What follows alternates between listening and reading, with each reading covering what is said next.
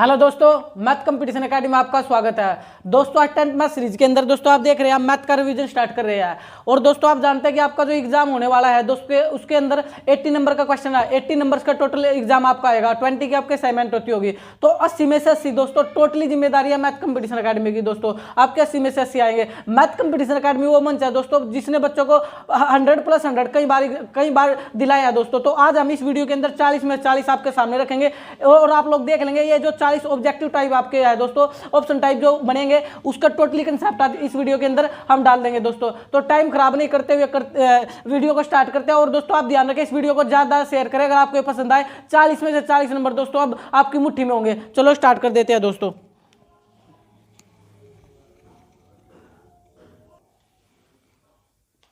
चले भाई स्टार्ट करेंगे दोस्तों ऑब्जेक्टिव टाइप दोस्तों, जो कि आपके 40 नंबर के आने वाले हैं। तो देखिए दोस्तों क्वेश्चन नंबर फर्स्ट, आपका पहला क्वेश्चन नंबर फर्स्ट दोस्तों। और मैं हर एक चैप्टर की बात करूंगा इसके अंदर। ये देखिए आज मैं पहले चैप्टर ले रहा हूं आपके सामने, वास्तविक संख्या है। डिस्प्ले करता हूं क्वेश्चन। दो पूर्णांक दे रखे 636 और 154 दोस्तों। एक क्या दे रखा 636 और 154, और हमें इसका एससीएफ बताना। क्या बताना दोस्तों? इसका हमें एससीएफ बताना है। चले दोस्तों जल्दी से इस चीज को सीख लेते हैं कि एससीएफ क्या होता है। सबसे पहले एससीएफ आप लोगों से इसमें एससीएफ पूछ सकता है, एलसीएम पूछ सकता है। कैसे निकालते हैं दोस्तों एससीएफ और एलसीएम, इस पर बात करते हैं। आप लोगों को क्या काम करना होगा, इनके प्राइम फैक्टर करने पड़ेंगे यानी अभाज्य गुणनखंड कर दो दोस्तों, आपका आंसर आपके सामने आ जाएगा। कैसे? इकाई का अंक 6 है, 2 से भाग होगा दोस्तों। किससे भाग होगा? 2 से भाग की डिविजिबिलिटी आनी चाहिए। इकाई के अंक में 2 का पाड़ा होना चाहिए। किसमें? इकाई के अंक में किसका पाड़ा? 2 का। 2 से भाग हो जाता है, तो इसको करो दोस्तों 16 दूनी 32, एक बचा 16, 2 टे 16, फिर 2 से करो 2 टे 16, 2 चौके 8, फिर 2 से करो 2 चौके 8, 2 दूनी 4, फिर इकाई का अंक 2 है, 2 से करो 2 दूनी 4, 2 एकम 2। अब देखिए दोस्तों इकाई का अंक 2 नहीं है, लेकिन आप इतने समझदार है कि आपको पता है 21 जो 3 के पाड़े में आता है, 3 से भाग हो जाएगा। 3 सत्ते 21 और 7 एकम 7, बिकॉज 7 का ऐसा नंबर है अभाज्य नंबर, और अभाज्य नंबर के अभाज्य संख्या हमेशा अभाज्य संख्या से भाग होती है। चले 54 इकाई का अंक 2 है, तो 2 से करो 27 दूनी 54, फिर देखिए 27 में इकाई का अंक 2 नहीं है, फिर भी आप लोग जानते हैं तो 3 के पाड़े में आता है, तो 3 में 27, फिर 3 तिया 9, 3 एकम 3। तो आपको पता लग गया दोस्तों, यानी जो 636 है, कितना है 636, इसके जो मल्टीपल है, इसके जो मल्टीपल आए 2 गुणा 2 गुणा 2, यानी कितनी बार है? 4 बार 2 है, और 3 गुणा 7 है, 3 गुणा 7 है। ये आप लोगों का क्या है? ये आपका अभाज्य गुणनफल के रूप में हमने लिख दिया 336 को। ऐसे 54 को लिख दो दोस्तों। 54 के क्या है? 2 गुणा में 3 गुणा में 3 और गुणा में 3, 3 बार 3 था। अब हमें निकालना था एससीएफ। क्या निकालना था? एससीएफ। तो क्या होता है दोस्तों एससीएफ? एक नंबर में भी पूछा जा सकता है। एससीएफ होता है highest common factor. Highest common factor मतलब कि दोनों में कॉमन होगा। ध्यान से देखें, यहाँ भी 2 और यहाँ भी 2 है, तो आपका एससीएफ क्या लाएगा? यहाँ भी 2, यहाँ पर 2 है लेकिन यहाँ 2 नहीं है। फिर हमने देखा यहाँ 3 है और यहाँ भी 3 है, तो आपका, और बाकी यहाँ 7 है, इसमें 7 नहीं। दोनों में जो कॉमन होता है ना उसको ले लो, वो आपका आंसर बनेगा। तो 3 दूनी 6, 3 दूनी 6, तो आपका राइट आंसर कितना आ जाएगा दोस्तों? 6 आ जाएगा। आगे बढ़ जाते हैं तो आपको अच्छे समझ आ चुका होगा, आंसर हो गया 6। थोड़ी सी चीज बता देता हूं स्टार्ट करने से पहले, जिनको नहीं आती दोस्तों। देखिए आप लोग को जैसे इकाई का अंक 6 मिला 2 से भाग, इकाई का अंक 8 मिला 2 से भाग, इकाई का अंक 4 मिला 2 से भाग, इकाई का अंक 2 मिला 2 से भाग, यानी कि 2 की डिविजिबिलिटी समझ लो बस दोस्तों। इकाई के अंक में 2 का पाड़ा, इकाई के अंक में किसका पाड़ा? इकाई के अंक में 2 का पाड़ा, 2 का पाड़ा, यानी इकाई के अंक में कभी भी 2 का पाड़ा दिख जाए ना तो 2 से भाग हो जाएगा। जैसे कि आपको पता है 2, 4, 6, 8 और 10, 10 में इकाई का अंक क्या बनेगा? 0। समझ आ गया? सेम रूल दोस्तों 5 का है। अगर आप 5 की डिविजिबिलिटी जानते हैं कि 5 से कौन से नंबर भाग होंगे, इकाई के अंक में 5 का पाड़ा, सिंपल, कुछ याद नहीं करना। इकाई के अंक में 5 का पाड़ा, इकाई के अंक में 5 का पाड़ा। मैं ये क्यों बता रहा हूं, आगे काम आएंगे दोस्तों। इकाई के अंक में 5 का पाड़ा, इकाई के अंक में 5 का पाड़ा, 5 का पाड़ा क्या होता है? 5, 10, 15, यानी 5, 10 में इकाई का अंक 0, 15 में इकाई का अंक 5, फिर 0, यानी इसका सिंपल सा कंसेप्ट है 5 और 0। कभी भी 5 और 0 दिख जाए तो किससे भाग कर देना? 5 से। तो 2 और 5 का रूल सेम है। 2 की डिविजिबिलिटी तो 2 का पाड़ा मिलना चाहिए इकाई के अंक में, 5 की डिविजिबिलिटी तो इकाई के अंक में 5 का पाड़ा मिलना चाहिए। लेकिन इनसे भी इंपॉर्टेंट रूल है 3 का। किसका? 3 का। इसको मत बोल देना इकाई के अंक में 3 का पाड़ा नहीं। इसमें पहले अंकों को जोड़ना। किसको जोड़ना? अंकों को जोड़ना, अंकों को जोड़ना, और जोड़ने के बाद वो किसका पाड़ा बन जाएगा? 3 का। पहले अंकों को जोड़ना करो, 3 का पाड़ा बन गया। किसका पाड़ा बन गया? 3 का, तो वो 3 से भाग हो जाएगा। इसमें तो इकाई का अंक चेक करना, इसमें इकाई का अंक चेक करना। इसमें दोस्तों पहले जोड़ना अंकों को, फिर वो 3 का पाड़ा बने तो बोलना कि 3 से भागा। कैसे एग्जांपल देता हूं, जैसे 111 है, 111 तो जोड़ो 1, 2, 3, अंकों का जोड़ 3 हो रहा, 3 हो रहा तो 3 से भाग हो जाएगा 3। जैसे कि आपके सामने मैंने दे दिया 81, 81 क्या 3 से भाग होता है? देखिए 8 और 1 9, अंकों को जोड़ना 9, 9 किसका पाड़ा बन गया? 3 से, इसलिए भी किससे भाग हो जाएगा? 3 से। समझ आ गया? अब साथ के साथ बताता चलूंगा, आगे बढ़ जाते हैं। चले भाई सेकंड ले लेते हैं दोस्तों। 6, 72 और 120 कैल्शियम। सेकंड क्वेश्चन है आपका 6, 72 और 120 का एलसीएम क्या निकालना है अब की बार एलसीएम निकालना। तो वही काम करना दोस्तों, सेम ही प्राइम फैक्टर करने पड़ेंगे। आप गुणनखंड 7 के भी, 72 के भी और 120 के भी, 120 के भी। देखिए 2 से करो, 2 तिया 6, 3 एकम 3, फिर 72 के करो, 2 से करोगे तो 36 दूनी 72, 2 से करोगे 18 दूनी 36। देखिए भाग आपको आना चाहिए कैसे, इकाई का अंक 2 है तो 2 से भाग, 2 तिया 6, 1 12, 2 6 12, फिर इकाई का अंक 6, 2 से 2 एकम 2, फिर 16, 2 टे 16। ये आप डायरेक्ट अगर आपको आता है जैसे 2 से भाग करोगे तो 18, 2 के पहाड़े में 9 पर आता है, 2 में 18, ये किससे चल जाएगा 3 से, 3 तिया 9, 3 एकम 3। आगे बढ़ो, इकाई का अंक 0, मैंने इकाई का अंक 0 बताया था, इकाई का अंक 0 तो 2 से भी भाग हो जाएगा और 5 से भाग हो जाएगा, मर्जी आपकी रहेगी। लेकिन अब जब गुणनखंड करते हैं पहले छोटे से भाग करते हैं, छोटा 2 ही है, 2 से ही कर लो, 2 6 12 0, फिर 2 से करोगे 30 दूनी 60, फिर 2 से करोगे तो 15 दूनी 30 दोस्तों, इकाई का अंक 5 आ गया, किसकी डिविजिबिलिटी है 5 की। और दूसरा 5 और 1 6 अंकों का योग भी 6 हो रहा है, 3 से भी चल जाएगा, तो 3 पंजे 15 और 5 एकम 5, 5 एकम 5। अब हमें क्या 6 के क्या टुकड़े आए, 2 गुणा 3, लिख लो इसको 2 गुणा 3। 72 के क्या फैक्टर आया दोस्तों, प्राइम फैक्टर 2 गुणा 2 गुणा 2 और गुणा में 3 गुणा में 3।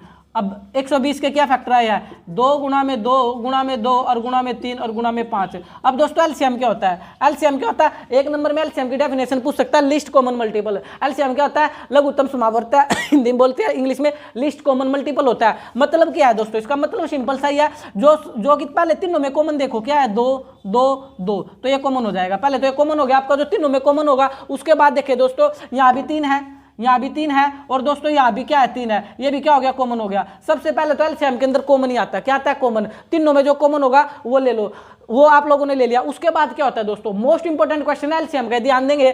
कॉमन एलसीएम में क्या होता है, पहले तो कॉमन निकालो, पहले 3 में निकालो, 3 में निकाल लिया आप लोगों ने, 3 में यहाँ 2 मिल गया, इसमें क्या मिल गया, 1 3 मिल गया। उसके बाद क्या होता है, उसके बाद देखो कोई बाकी तो नहीं बचा, कॉमन नहीं बचा, फिर 2 में किन्हीं 2 में निकालो। कॉमन का मतलब दोस्तों 2 में कॉमन हो या 3 में कॉमन हो, पहले 3 में निकाल लेंगे, उसके बाद 2 में कॉमन निकालेंगे। मतलब कि ये तो कंप्लीट हो चुका है। 72 120 में भी कुछ कॉमन है, बिल्कुल कॉमन है, यहाँ भी 2 है और यहाँ भी 2 है, तो ये भी कॉमन आ जाएगा दोस्तों। फिर ये भी 2, यहाँ भी 2 और यहाँ भी 2 है, ये भी क्या आ गया कॉमन आ गया। इसके अलावा देखो कोई कॉमन आ सकता है, नहीं आ सकता। तो देखे अब जो बच गया वो भी एलसीएम का पार्ट होता है। यानी क्या कंसेप्ट है एलसीएम का, छोटा सा दोस्तों, छोटा सा एलसीएम का ये कंसेप्ट है कि पहले कॉमन निकाला, तीन संख्या दे रखी, तीनों में कॉमन निकाल लो। जब 3 में खत्म हो जाए कॉमन, फिर नंबर आएगा 2 का, फिर 2 में कॉमन निकाल लो, ठीक है।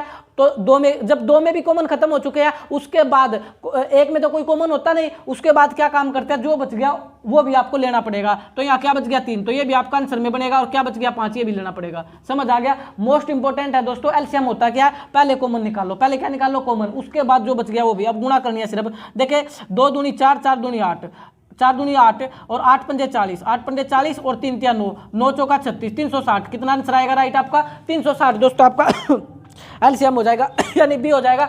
और बात करूं तो आपके सामने इसका एक और कंसेप्ट, अगर आपको समझ नहीं आ रहा दोस्तों कॉमन का, ये थोड़ा अटपटा क्वेश्चन दे रखा है। देखिए एक कंसेप्ट क्या है इसका, दोबारा से देख सकते हैं आप लोग। देखिए ये समझ आ गया तो अच्छी बात है, लेकिन एक और तरीका बता देता हूं, 2 गुणा में 3, 2 गुणा में 3। अभी इसको पावर के रूप में लिख लो, 2 कितनी बार है 3 बार है, 2 कितनी बार है 3 बार है, और गुणा में 3 कितनी बार है 2 बार है, ठीक है भाई। अभी ये 5 वाला 2 कितनी बार है 3 बार है, और गुणा में 3 1 बार है, 5 भी 1 बार है। समझ आ गई इतनी बात।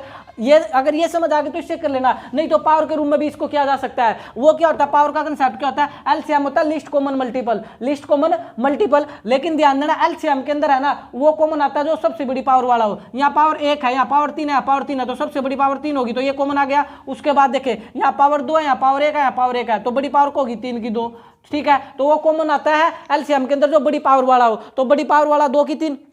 इसका मतलब तो क्या है, ये 2 का तो काम खत्म कर दिया आप लोगों ने कॉमन लेकर के, फिर आप लोगों ने देखा 3 का भी काम खत्म कर चुके हैं आप लोग, बड़ी पावर ले ली। अब जो बच गया वो भी एलसीएम में आता है, तो देख लो आपका ये आंसर आ जाएगा। यानी 2 3 बार आएगा, देखो ये रहा 2 1 2 3 बार, 3 2 बार आएगा, देखो ये रहा 3 2 बार और 5 1 बार आएगा। या तो आप पावर के रूम में कर लो दोस्तों, या इस रूम में कर लो, आपका कहीं भी नंबर गलत नहीं होगा। 40 में से 40 100% आज इस वीडियो में हम आपके सामने आपके दिमाग में बैठ जाएंगे दोस्तों।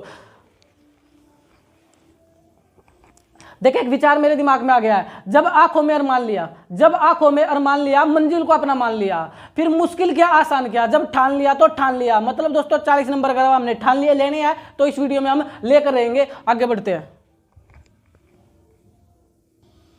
देखिए दोस्तों क्वेश्चन नंबर 3 में आपसे अपरिमेय संख्या मांग रहा है। ऑप्शन ये रहे रूट 9, रूट 14, रूट 25, रूट 36। अपरिमेय संख्या मांग रहा है। अब देखिए दोस्तों दो प्रकार की संख्या होती है, एक परिमेय और एक अपरिमेय, रैशनल और इरेशनल। परिमेय संख्या तो वो होती है जो पी बटे क्या की फॉर्म में होती है और क्या नॉट इक्वल टू 0 होता है, उसको तो परिमेय संख्या बोलते हैं। सिंपल सी बात कर लेता हूं। अब अपरिमेय संख्या क्या होती है दोस्तों, रूट वाली संख्या परिमेय होती है। लेकिन आप बोलोगे सर रूट तो सारे ऊपर है क्या, ये सारी अपरिमेय संख्या नहीं। रूट का मतलब ये होता है दोस्तों जिसके बारे में हमें पता नहीं होता, जिसके बारे में हम अच्छे से आंसर नहीं दे पाते, वो अपरिमेय संख्या होती है। लेकिन रूट 9 को तो आप निकाल सकते हो ना। रूट 9 किसका दोस्तों वर्ग होता है, 3 का। तो रूट 9 को बाहर निकालोगे तो 3 आ जाएगा, तो निकल गया रूट से बाहर। रूट 14 रूट से बाहर निकलेगा नहीं, तो इसको क्या काम करो, रूट 14 का 14 बना रहेगा। रूट 25 किसका होता है दोस्तों, 5 का वर्ग होता है, यहाँ से 5 बाहर निकल गया। और रूट 36 किसका होता है, 6 का, ये 6 से बाहर निकल गया। अब ये देखो रूट सिर्फ बचा किस पर दोस्तों, इस पर ही रह गया। तो यही संख्या क्या कहलाएगी, आपकी अपरिमेय संख्या कहलाएगी। क्या कहलाएगी, अपरिमेय संख्या कहलाएगी। सिंपल सी और बात करूं, जिनको वर्ग आते हो तो देखो आराम से कर लेगा। आपको पता है 3 का वर्ग है 3 3 9, ये 5 का वर्ग 5 5 25, ये 6 का वर्ग 6 6 36। ये तो होती है परिमेय संख्या जो रूट से बाहर निकल जाती है, और जो रूट के अंदर रह जाए वो होती है परिमेय संख्या। समझ आ गया। और अच्छे से अगर इस पर थोड़ी सी बात करूं, देखिए कैसे बाहर निकाला जाता है। जैसे रूट 9 था, इसके प्राइम फैक्टर कर लो, 3 3 9, 3 3 9, 3 1 3। दो रूट के अंदर क्या होता है, अगर रूट के अंदर 9 है तो 2 के पेयर बनेंगे। 2 के पेयर में से अगर पेयर कॉमन आ गया तो इसमें पेयर में से एक डबल का पेयर होता है दोस्तों। पेयर में होती है डबल संख्या है तो सिंगल बाहर निकलेगा, नहीं 3 क्या निकल जाएगा, बाहर निकल जाएगा। आपको समझ आ गया। तो अच्छी बात है दोस्तों। क्या काम करते हैं, जो रूट में रह गया वो अपरिमेय संख्या, जो रूट से बाहर निकल गई वो अपरिमेय संख्या है। आगे बढ़ जाते हैं भाई। क्वेश्चन नंबर 4 लेंगे दोस्तों। क्वेश्चन नंबर 4 लेंगे।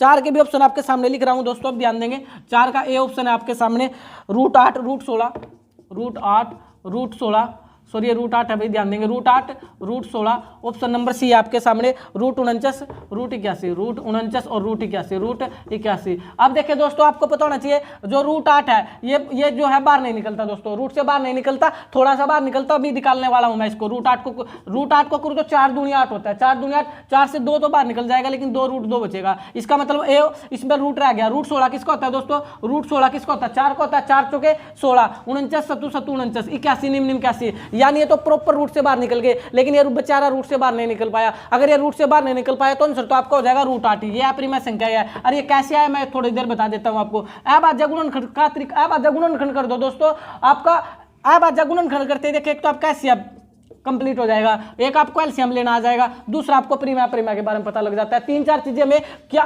कौन बताता है, अभाज्य गुणनखंड के बारे में हमें पता लगती है। अभाज्य गुणनखंड करो, संख्या होगा आपको पता लग जाएगा। 8 के करो, 2 चौका 8, 2 दूनी 4, 2 एकम 2। अभी थोड़ी देर पहले मैंने बताया, अगर किसी संख्या को रूट से बाहर निकलना है तो उसका पेयर बनना चाहिए। यहाँ तो पेयर बन गया 2 का, 2 तो बाहर निकल गया रूट से, ये 2 तो बाहर निकल गया, लेकिन इसका बेचारे का कोई पेयर नहीं बन पाया। इसने इसका साथ किसी ने नहीं दिया तो ये रूट में पड़ा रहेगा। तो 2 रूट 2 आपका आंसर आएगा, 2 रूट 2 आपका आंसर आएगा। समझ आ गया, इसलिए 2 रूट 2 डायरेक्ट मैंने लिख दिया था। ये चीजें आपको आनी चाहिए दोस्तों। आगे बढ़ते हैं क्वेश्चन नंबर 5 की तरफ।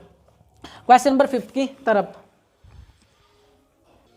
देखिए दोस्तों, क्वेश्चन नंबर 5, 56 और 98 का एचसीएफ 14 है। 56 और 98 का एचसीएफ 14 है, तो मैंने लिख दिया एचसीएफ तो 14 है। और इनका एलसीएम ज्ञात कीजिए। इसने बोला 56 और 98 का, किसका बोला दोस्तों, 56 और 98 का एचसीएफ 14 है। ठीक है, एचसीएफ 14 हमसे एलसीएम पूछ रहा है। अभी ध्यान देना, एचसीएफ और एलसीएम होता है किसका है दोस्तों, संख्या होगा। किसका होता है, संख्या होगा। इसका मतलब ये 56 और 98 क्या संख्याएं है, तो आप बोल सकते हो सर ये पहली संख्या, ये कौन सी संख्या है, पहली संख्या। और ये 98 कौन सी संख्या है, ये दूसरी संख्या है। ये मर्जी आपकी है, चाहे आप इसको पहली बोल लो, इसको दूसरी बोल लो, इससे कोई फर्क नहीं पड़ता। बट ध्यान देने की आवश्यकता है कि एचसीएफ और एलसीएम किसका होता है, संख्याओं का होता है। तो ये तो संख्याएं कहलाएंगी, ये पहली ये दूसरी। अब एक छोटा सा फार्मूला बिल्कुल आपको याद करना पड़ेगा, एचसीएफ गुणा एलसीएम। और दोस्तों पहली संख्या गुणा में दूसरी संख्या, पहली संख्या गुणा में दूसरी संख्या। एक नंबर में आएगा दोस्तों, इसलिए मैं पूरा नहीं लिख रहा, फर्स्ट गुणा सेकंड लिख रहा हूं। अब एचसीएफ कितना है, 14। एलसीएम आपको निकालना है, ये कितना है, 56 गुणा में कितना, 98। अब क्या काम करते हैं दोस्तों, ये बराबर क्या, हमें एलसीएम निकालना, जो निकालना है एक तरफ बाकी एक तरफ। ये 56 ये गुणा में 98, और ये गुणा का 14 भाग में चल जाएगा। किस में चल जाएगा, भाग में चल जाएगा। अब देखो क्या 14 के पहाड़े में 56 आता है, बिल्कुल आता है। 14 चौके 56, तो 14 से कंप्लीट काट लो, क्यों टाइम खराब करते हो। 14 चौके 56 और 4 से भाग दे दो 98 की, सॉरी 4 को गुणा कर दो 98 से, 98 से गुणा करो। 8 चौका 32, 3 हासिल, 9 चौका 36 और 3 39, तो 392 आपका क्या आ जाएगा दोस्तों, राइट एलसीएम आ जाएगा। 392 आपका राइट आंसर होगा। क्वेश्चन नंबर 6 की तरफ बढ़ जाते हैं। होपफुली आपको समझ आ रहा होगा। एक नंबर हम कहीं नहीं जाने देंगे दोस्तों, ध्यान रखना, 40 में 40 लेकर रहेंगे। क्वेश्चन नंबर 6, 26 और 91 का एचसीएफ 13 दे रखा। 26 और 91 का एचसीएफ 13 दे रखा। ठीक है भाई, एचसीएफ 13 है, लेकिन मेरे को ये बताओ जल्दी से 26 क्या है और 91 क्या है। एचसीएफ किसका होता है? संख्या होगा। इसका मतलब ये पहली संख्या हो गई और ये कौन सी संख्या होगी? सेकंड। तो लगा दो वही फार्मूला, एचसीएफ गुणा एलसीएम, एचसीएफ गुणा में एलसीएम, पहला नंबर गुणा में दूसरा नंबर। एचसीएफ की वैल्यू 13, हमें क्या निकालना? एलसीएम। पहला नंबर कितना है दोस्तों? 26 और दूसरा नंबर कितना है? 91। तो एलसीएम निकाल लो, यहाँ से क्या निकाल लो? एलसीएम। तो 26 गुणा में 91, जो निकालना वो गुणा में है, गुणा 13 में है तो यहाँ भाग में, 13 से पूरा कट रहा है, 13 कम 13, 13 दूनी 26, तो 2 एकम 2, 9 दूनी 18, तो 182 क्या आ जाएगा आपका? 182 दोस्तों आपका क्या आ जाएगा? एचसीएफ, सॉरी 182 आपका एलसीएम आ जाएगा। सिंपल सी बात है।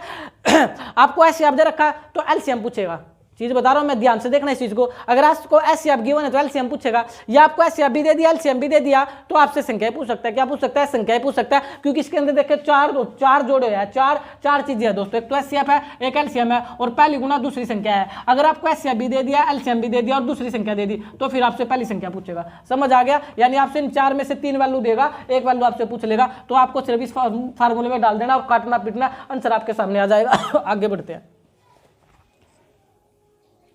चले भाई। नेक्स्ट है दोस्तों आप लोग का क्वेश्चन नंबर 7। क्वेश्चन नंबर 7 इसमें बोला कि √5, क्या बोला हुआ क्वेश्चन नंबर 7 में? सॉरी √7 नहीं, √5, वर्गमूल 5 है, परिमेय संख्या परिमेय। आप जानते ही है, ऑप्शन ना भी पढ़े, √5 का संख्या दोस्तों है परिमेय, क्योंकि जो संख्या है रूट के अंदर होती है कौन सी संख्या होती है?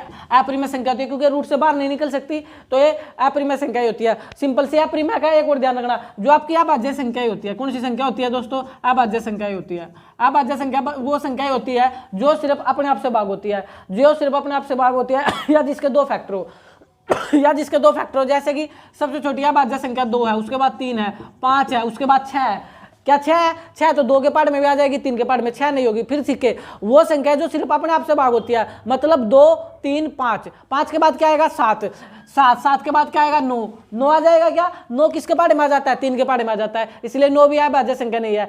अभाज्य संख्या क्या होती है फिर बता रहा हूँ, मोस्ट इंपोर्टेंट, यहाँ से प्रोबेबिलिटी में क्वेश्चन 1 नंबर में पूछा जाता है अभाज्य संख्याओं के बारे में। तो वो संख्या जो सिर्फ अपने आप से भाग होती है, 2, 3, 5, 7, इसके बाद 11 मैं लिख देता हूँ, जो होती है 11, 13, 17, 19, 23, 29, 31, 37, 41, 43 और दोस्तों 47। ये मैंने 1 से 50 तक की वो संख्या लिख दी जो कि अभाज्य संख्या। याद रखना, प्रोबेबिलिटी का अच्छा क्वेश्चन है। ये पूछ ले 1 से 50 तक की अभाज्य संख्याओं की प्रोबेबिलिटी बताओ, 1 से 50 तक की अभाज्य संख्याओं की प्रोबेबिलिटी बताओ, प्रायिकता बताओ, तो आंसर होगा दोस्तों। ये टोटल इनको गिनोगे तो 15 है, 1 से 50 तक अभाज्य संख्या 15 है और टोटल नंबर कितने थे? 1 से 50 तक 50, तो आंसर आएगा 15/50। ये मोस्ट इंपोर्टेंट क्वेश्चन है दोस्तों, लेकिन फिलहाल आप इसको छोटे प्रोबेबिलिटी में फिर पक्का कर लेंगे अगर आएगा तो। अभी अभाज्य संख्याओं पर ध्यान दो, 2, 3, 5, 7, 11, 13, 17, 19, 23, 29, 31, 37, 41, 43, 47, ये वो संख्या जो अभाज्य है। अगर कभी भी आ जाए अभाज्य संख्याओं पर रूट नजर आ जाए, वो हमेशा अपरिमेय संख्या होगी, क्योंकि ये किसी के पढ़े में आती नहीं। जैसे मैंने यहाँ रूट लगा दिया तो बिन सोचे समझे, अगर अभाज्य संख्या पर रूट है ना तो सोचना ही नहीं है, वो हमेशा अपरिमेय। क्या कहलाएंगे? वो हमेशा अपरिमेय। √3 अपरिमेय, √5 अपरिमेय, √7 अपरिमेय, √31 अपरिमेय, √29 अपरिमेय, √23 अपरिमेय। कब सोचना होता है दोस्तों? जब संख्या मान लो 6 है, ये अभाज्य संख्या नहीं है, इस पर थोड़ा सा आपको सोचना पड़ेगा। क्या पता है रूट से बाहर निकल जाए, क्या पता है रूट से बाहर निकल जाए। बट अभाज्य संख्याओं पर अगर रूट नजर आ गया 100% में कौन सी संख्या कहलाएगी? अपरिमेय संख्या कहलाएगी। अब आपको अच्छे समझ आ गया, बाकी में आपको चेक करना पड़ेगा प्राइम फैक्टर करके उसके। आगे बढ़ो, क्वेश्चन नंबर 8 पर बढ़ो। क्वेश्चन नंबर 8 में फिर ऐसे पूछा 64 का और 96 का। क्वेश्चन नंबर 8 में फिर ऐसे पूछा 64 का और 96 का। तो दोस्तों वही प्राइम फैक्टर कर लो। क्या कर लो? प्राइम फैक्टर कर लो। तो 64 के क्या होंगे टुकड़े? 64 के टुकड़े देखे ऐसे भी आप कर सकते हो, अगर आपको ऐसे आता है तो 64 के टुकड़े 8 8 64, 8 8 64, फिर 8 को प्राइम फैक्टर करने लास्ट में जाकर के। 8 का क्या होता है? 2 दूनी 4 दूनी 8। फिर इस 8 का भी क्या होता है? 2 दूनी 4 दूनी 8। समझ आ गया? हमें लास्ट में अभाज्य संख्या में छोड़ना। अगर आप ऐसा करना चाहते हो 96 के करो 96 किसके पाड़े में आता है? 16 6 96, 16 6 96 16 6 96। तो देखिए 16 6 96, आप 16 के फिर टुकड़े करो दोस्तों। 16 के टुकड़े क्या होते हैं? 16 के टुकड़े होते हैं 8 दूनी 16। क्या होता है? 16 के टुकड़े 8 दूनी 16। और इस 6 के टुकड़े क्या होते हैं? 2 3 6। क्या होते हैं? 2 3 6। फिर इस 8 को तोड़ो, इस 8 का क्या होगा? 8 को क्या लिखोगे अब? 2 दूनी 4 दूनी 8, यानी 2 दूनी 4 4 दूनी 8। बाकी क्या बच गया? 2 गुणा 2 गुणा 3, 2 गुणा 2 गुणा 3।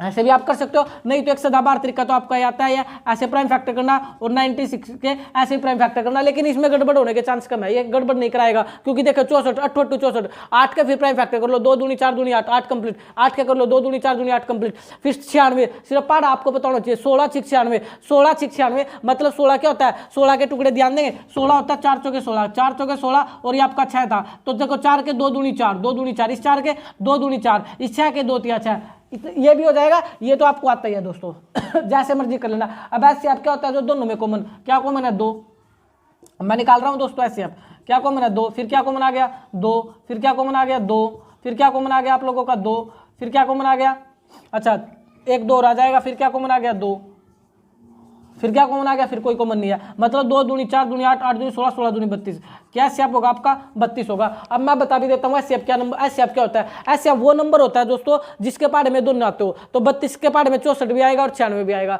समझ आ गया। मैं सिंपल सी बात बताता हूँ एससीएफ होता क्या है, देखिए अगर आपके सामने 16 और आपसे सामने 8 इसका एससीएफ पूछ ले तो एससीएफ वो नंबर होता है जिसके पहाड़े में दोनों आए, तो इसका एससीएफ 8 ही हो जाएगा, क्या हो जाएगा इसका एससीएफ 8 ही हो जाएगा, क्योंकि 8 के पहाड़े में 8 भी आता है और 16 भी आता है। समझ आ गया आप लोगों को, धीरे धीरे बताता चलूंगा सारी चीजें। तो इसका आंसर तो राइट होगा 32, कितना होगा 32। आगे बढ़ते हैं 9 की तरफ दोस्तों। देखिए भाई क्वेश्चन नंबर 9, क्वेश्चन नंबर 9 में क्या पूछा है, क्वेश्चन नंबर 22 में पूछ रहा है 306 और 657 का एससीएफ 9 है, 306 और 657 इसका जो एससीएफ है दोस्तों, इनका एससीएफ कितना है 9 है, इसका एससीएफ कितना दे रखा आप लोगों को क्वेश्चन में 9 और एलसीएम पूछा हुआ है। आप तो पता ही है एससीएफ किनका होता है, संख्या होगा, तो ये हो जाएगी पहली संख्या और ये कौन सी हो जाएगी दूसरी संख्या। फार्मूला जानते ही हो एससीएफ गुणा में एलसीएम, एससीएफ गुणा में एलसीएम, पहला नंबर गुणा में दूसरा नंबर, ये बता ही चुका हूं मैं आपको। तो एससीएफ कितना है 9, एलसीएम आपको निकालना है, एलसीएम निकालना है, पहला नंबर है 306 और दूसरा नंबर है 657, क्या है 657, तो एलसीएम हो गया 306 गुणा में 657 और ये गुणा का 9 दोस्तों भाग में आ जाएगा, तो ये काट दो 9 से कंप्लीट कटेगा। 9 का रूल होता है जोड़ने के बाद 9 का पहाड़ा बनना चाहिए, जोड़ने के बाद किसका पहाड़ा बने 9 का, तो ये देखो 6 और 3 9, 6 और 3 9 9 ही बन रहा है, तो 9 से पूरा नंबर डिवाइड है, या आप 3 से कर सकते हो, देखो 3 3 9 इसको काटोगे तो 10 3 30 3 दूनी 6, फिर आप 3 की डिविजिबिलिटी जानते हो, जोड़ने के बाद 3 का नंबर बनना चाहिए 2 और 1 3, तो यही 3 से भाग हो रहा है, 3 3 9 1 12 3 चौके 12, यानी आपका आंसर आ गया 657 गुणा में 34, 657 गुणा में 34, इकाई अंक 7 इकाई अंक 4 7 चौका 28, इकाई अंक में 8 आना चाहिए। ऑप्शन देखो, ऑप्शन देखे क्वेश्चन नंबर तो मैंने लिखा ही नहीं है, ऑप्शन देखे दोस्तों एक बार, क्वेश्चन नंबर 9 था, क्वेश्चन नंबर कौन सा था 9, इसको ऑप्शन चेक करो। अब आपको पूरा करने की जरूरत ही नहीं है, आपके ऑप्शन में इकाई अंक 8 आना चाहिए, एक मात्र ऑप्शन है जिसमें इकाई अंक 8 है, तो बी आपका आंसर हो जाएगा, बी क्या हो जाएगा आपका राइट आंसर होगा, तो आपको मल्टीप्लाई भी नहीं करनी, बड़ा ही आसान तरीके से मैंने सिखाया। 657 गुणा 34 की गुणा करो, गुणा करोगे तो 7 चौका 28, इकाई अंक 8 आना चाहिए, किस ऑप्शन में इकाई अंक 8 है, अगर 2 ऑप्शन में इकाई अंक 8 हो जाता फिर आपको पूरा करना पड़ता दोस्तों, अगर 2 ऑप्शन में इकाई अंक 8 हो जाता तो फिर पूरा करना पड़ता, अगर एक ही ऑप्शन में इकाई अंक 8 है तो कन्फर्म है वही आपका आंसर होगा, तो बी आपका राइट आंसर होगा। आगे बढ़ते हैं, नहीं तो गुणा खुद कर लेना दोस्तों, ये समझ नहीं आ रहा है तो चले गुणा आप खुद कर लेना। क्वेश्चन नंबर 9 आपको हो चुका, क्वेश्चन नंबर 10, क्वेश्चन नंबर 10 में क्या बोल रहा हुआ 10 में बोल रहा है कि 96 का और 404 का एससीएफ 4 है, 96 और 404 का एससीएफ 4 है। मैं डायरेक्टली करूंगा दोस्तों, टाइम खराब नहीं करूंगा, सिखा चुका हूं आपको, यानी एससीएफ 4 है तो 4 गुणा में एलसीएम, 4 गुणा में एससीएफ, संख्या क्या दे रखी है 96 गुणा 404, 96 गुणा 404। अब मैं थोड़ा स्पीडली करूंगा क्योंकि अभी आप अच्छे सीख चुके हैं, सिर्फ काटना पीटना आप ध्यान देना, क्योंकि हमें और बहुत सारी चीजें करनी है। चले एलसीएम निकालना है, तो 96 गुणा में 404 और ये गुणा का 4 भाग में चल जाएगा, ये 4 से पूरा कट रहा है, 4 एकम 4 0 की 0 4 एकम 4, तो 101 की गुणा 96 से करना, इसका इकाई अंक 6, इसका इकाई अंक 1, 6 एकम 6, क्या देखो किसी का इकाई अंक में 6 पड़ा हुआ है, चेक करो एक बार। क्वेश्चन नंबर 10 में बिल्कुल एक मात्र ऑप्शन है जिसमें इकाई अंक क्या 6 है, इकाई अंक 6 है, लेकिन एक ऑप्शन डी दे दिया दोस्तों, इनमें से कोई नहीं, एक ऑप्शन डी दे दिया इनमें से कोई नहीं, फिर आपको गुणा करनी पड़ेगी दोस्तों, फिर आप कन्फर्म मत बोल देना कि बी आपका आंसर होगा, क्योंकि अब तो आपके सामने आंसर आप बोल दोगे, जब ऑप्शन आ जाए इनमें से कोई नहीं तो आपको पूरी गुणा करनी है, तो 96 गुणा 101 से कर लेना, आप आराम से कर पाओगे, 96 एकम 96 और 96 एकम 96, 96 एकम 96, तो 96 96 राइट आंसर हो जाएगा। मल्टीप्लाई कर लेना दोस्तों, इसमें कंजूसी मत करना जब ऑप्शन हो इनमें से कोई नहीं तो गलत भी हो सकता है। आगे बढ़ते हैं, आगे ऑप्शन नेक्स्ट है दोस्तों आपके सामने क्वेश्चन नंबर 11, तो इसमें 135 और 225 एससीएफ 45 दे रखा है, तो एलसीएम निकालने के लिए पूछा गया, तो डायरेक्ट कर रहा हूं दोस्तों, एससीएफ है 45 गुणा में एलसीएम, और संख्या कितनी है, संख्या है 135 गुणा में 225 135 गुणा में 225 वही सेम है। एलसीएम निकालना है, गुणा का वहाँ भाग होगा। या जब ये बीच में बराबर हो तो इधर से उधर काट सकते हो, लेफ्ट से राइट काट सकते हो, तो सीधा ही काट लो। 5 इकाई अंक 5 इकाई अंक 5 से कट रहा है, 5 में 45, 5 से काट लो, 5 दूनी 10, 35, 5 सत्ते 35, ये 9 और 27 3 से कट रहा है, 3 तिया 9, 3 में 27, 3 एकम 3 और 3 तिया 9। तो एलसीएम दोस्तों क्या आ गया, एलसीएम आ गया 225 की 3 से गुणा कर दो तो 25 से 75, 3 दूनी 6, 675 राइट आंसर होगा। 675 क्या होगा राइट आंसर। 12 की तरफ बढ़ जाते हैं दोस्तों, 12 की तरफ बढ़ जाते हैं। अब सिर्फ कैलकुलेशन सिखा रहा हूँ आपको। एचसीएफ 4 है तो एचसीएफ 4 है, एचसीएफ गुणा में एलसीएम, एचसीएफ गुणा में एलसीएम, और संख्या है 124 और 124 और 148, तो 124 गुणा में 148। सिर्फ फार्मूला लगा रहा हूँ, एचसीएफ गुणा एलसीएम, पहला नंबर गुणा दूसरा नंबर, काट दो दोस्तों। 4 से 4 एकम 4, 4 तिया 12, 4 एकम 4, तो इकाई का 8 एकम 8, इकाई का अंक 8 देखे किस ऑप्शन में है, इकाई का अंक 8 देखे किस ऑप्शन में है, क्वेश्चन नंबर 12 में। इकाई का अंक वैसे तो ऑप्शन नंबर सी में है, बट दोस्तों इनमें से कोई नहीं आ गया, ऑप्शन फिर दे दिया इनमें से कोई नहीं, यानी आप लोग 31 की 48 से मल्टीप्लाई कर लेना दोस्तों। राइट आंसर आपका फिर भी मल्टीप्लाई करोगे तो 4588 आ जाएगा। मैं नहीं कर रहा हूं, 4588 आ जाएगा, आपका काम है दोस्तों। आगे बढ़ रहा हूं क्वेश्चन नंबर 12 की तरफ। क्वेश्चन नंबर 12 हो चुका है। क्वेश्चन नंबर 13 की तरफ 140 क्या भाज्य गुणनखंड के रूप में लिखिए। मोस्ट इंपोर्टेंट कंसेप्ट है दोस्तों, ध्यान देंगे। 140 को किसके रूप में लिखना है, भाज्य गुणनखंड संख्याओं के रूप में लिखना है। तो देखिए भाज्य गुणनखंड का जब भी जिक्र आए तो आपको एक सदाबहार तरीका सिखा चुका हूं। प्राइम फैक्टर करना है, भाज्य गुणनखंड करना है, इससे आपका आंसर आ जाएगा। डायरेक्ट भी कर सकते हो। देखिए कैसे, 14 के टुकड़े क्या होते हैं, 2 से 14, 2 से 14, ये होता है 10, 10 के टुकड़े क्या होते हैं, 2 पंजे 10, तो आपका आंसर आ गया 2 गुणा 2 गुणा में 5 गुणा में 7। राइट आंसर ये होगा दोस्तों, यानी पहले छोटा फिर बड़ा, 2 गुणा 2 गुणा 5 गुणा 7। आप चेक कर सकते हैं तो आप इसको, इसने पावर के रूप में लिख रखा, तो ये भी लिख सकते हैं दोस्तों। 2 कितनी बार है, 2 बार, तो 2 की पावर 2 गुणा में 5 गुणा में 7। ठीक है दोस्तों, आप डायरेक्ट भी कर सकते हो। 2 से 14 और 10 का क्या होगा, 2 पंजे 10, नहीं तो इससे कर लेना, इससे भी राइट आंसर यही आएगा आप लोगों का। ठीक है भाई, आगे बढ़ते हैं। क्वेश्चन नंबर 156 के पूछे, किसके पूछे, ऐप 156 के टुकड़े पूछ रहा है भाज्य गुणनखंड। तो बताओ 156 को क्या आपको पता किसके बारे में आता, अब नहीं पता दोस्तों। अब 156 को इस विधि से करना पड़ेगा इसको आप भाज्य गुणनखंड विधि से तो कर लो, कोई दिक्कत नहीं है। इकाई का अंक 6 है, 2 से जाएगा, 2 से 14, 2 से 16, फिर 8 आ गया, 2 से जाएगा, 2 तिया 6, 2 में 18, 39 किसके बारे में आता है, 13 तिया 39, 13 तिया 39, छोटा बाहर बड़ा अंदर, यानी 3 से कम 3, 3 तिया 9, 13 कैसा नंबर है भाज्य। तो आपका राइट आंसर क्या होगा दोस्तों, इसका 2 गुणा में 2 गुणा में 3 गुणा में 13, तो राइट आंसर हो जाएगा भाज्य गुणनखंड के रूप में 2 गुणा 2 गुणा 3 गुणा 13। आगे बढ़ जाते हैं दोस्तों तो आप इसको 2 की पावर 2 भी लिख सकते हैं और गुणा 3 गुणा 13, ये कॉमन सेंस है। नेक्स्ट बढ़ो, 17/8 को दशमलव रूप में लिखिए। अच्छा कंसेप्ट आया दोस्तों। देखिए 15 में 17/8 को दशमलव के रूप में लिखना है। जब भी दशमलव के रूप में लिखना हो ना तो 17 को भाग कर दो 8 से। हमेशा देखना नीचे वाले से भाग करते हैं, किससे भाग करते हैं, नीचे वाले से। 8 से भाग कर दो, 8 दूनी 16, 8 दूनी 16 1। अब कुछ नहीं बचा, अभी डेसिमल यहाँ भी डेसिमल, 1 जीरो उतार लो क्योंकि डेसिमल के बाद बहुत सारी जीरो पड़ी है। तो 8 एकम 8, 8 एकम 8, फिर 2, फिर 1 जीरो उतार लो दोस्तों 20, 8 दूनी 16, फिर कितना बचा 4, फिर 1 जीरो फिर उतार लो, 8 पंजे 40, 8 पंजे 40, तो ये पूरा भाग हो गया। तो ये डेसिमल इसका राइट आंसर होगा 2.125, 2.125 आपका राइट आंसर होगा। आपको निकालना आ गया दशमलव, यानी सिर्फ भाग देना। क्या देना, सिर्फ भाग देना। आगे बढ़ो, कोई 2 अपरिमेय संख्या लिखिए। अच्छा कंसेप्ट आ गया, एक नंबर में भी पूछ सकता है कोई 2 अपरिमेय संख्या है। मैंने तो आपको बता ही रखा, अब अजय संख्या लिख लो, कोई भी 2 आप लिख लो 11 और इन पर रूट लगा दो, तो कौन सी संख्या बनेंगे, हमेशा अपरिमेय संख्या। यानी आप अजय संख्या लिख दो और उन पर रूट लगा दो, वो हमेशा अपरिमेय संख्या कहलाएगी। आगे बढ़ो, आगे बोला 0.075 को पी बाय क्यू की फॉर्म में लिखे। अच्छा क्वेश्चन आ गया दोस्तों। अब आप बोलोगे सर ऑप्शन टाइप आने, ये कैसे आएंगे भाई, ये ऑप्शन में मिलेगा, ऑप्शन में 4 नंबर दे देगा, तो इसलिए सब चीजें सीख लो जो कि दे रखी है इस मॉडल पेपर के अंदर। एक भी क्वेश्चन नहीं छोड़ेंगे दोस्तों।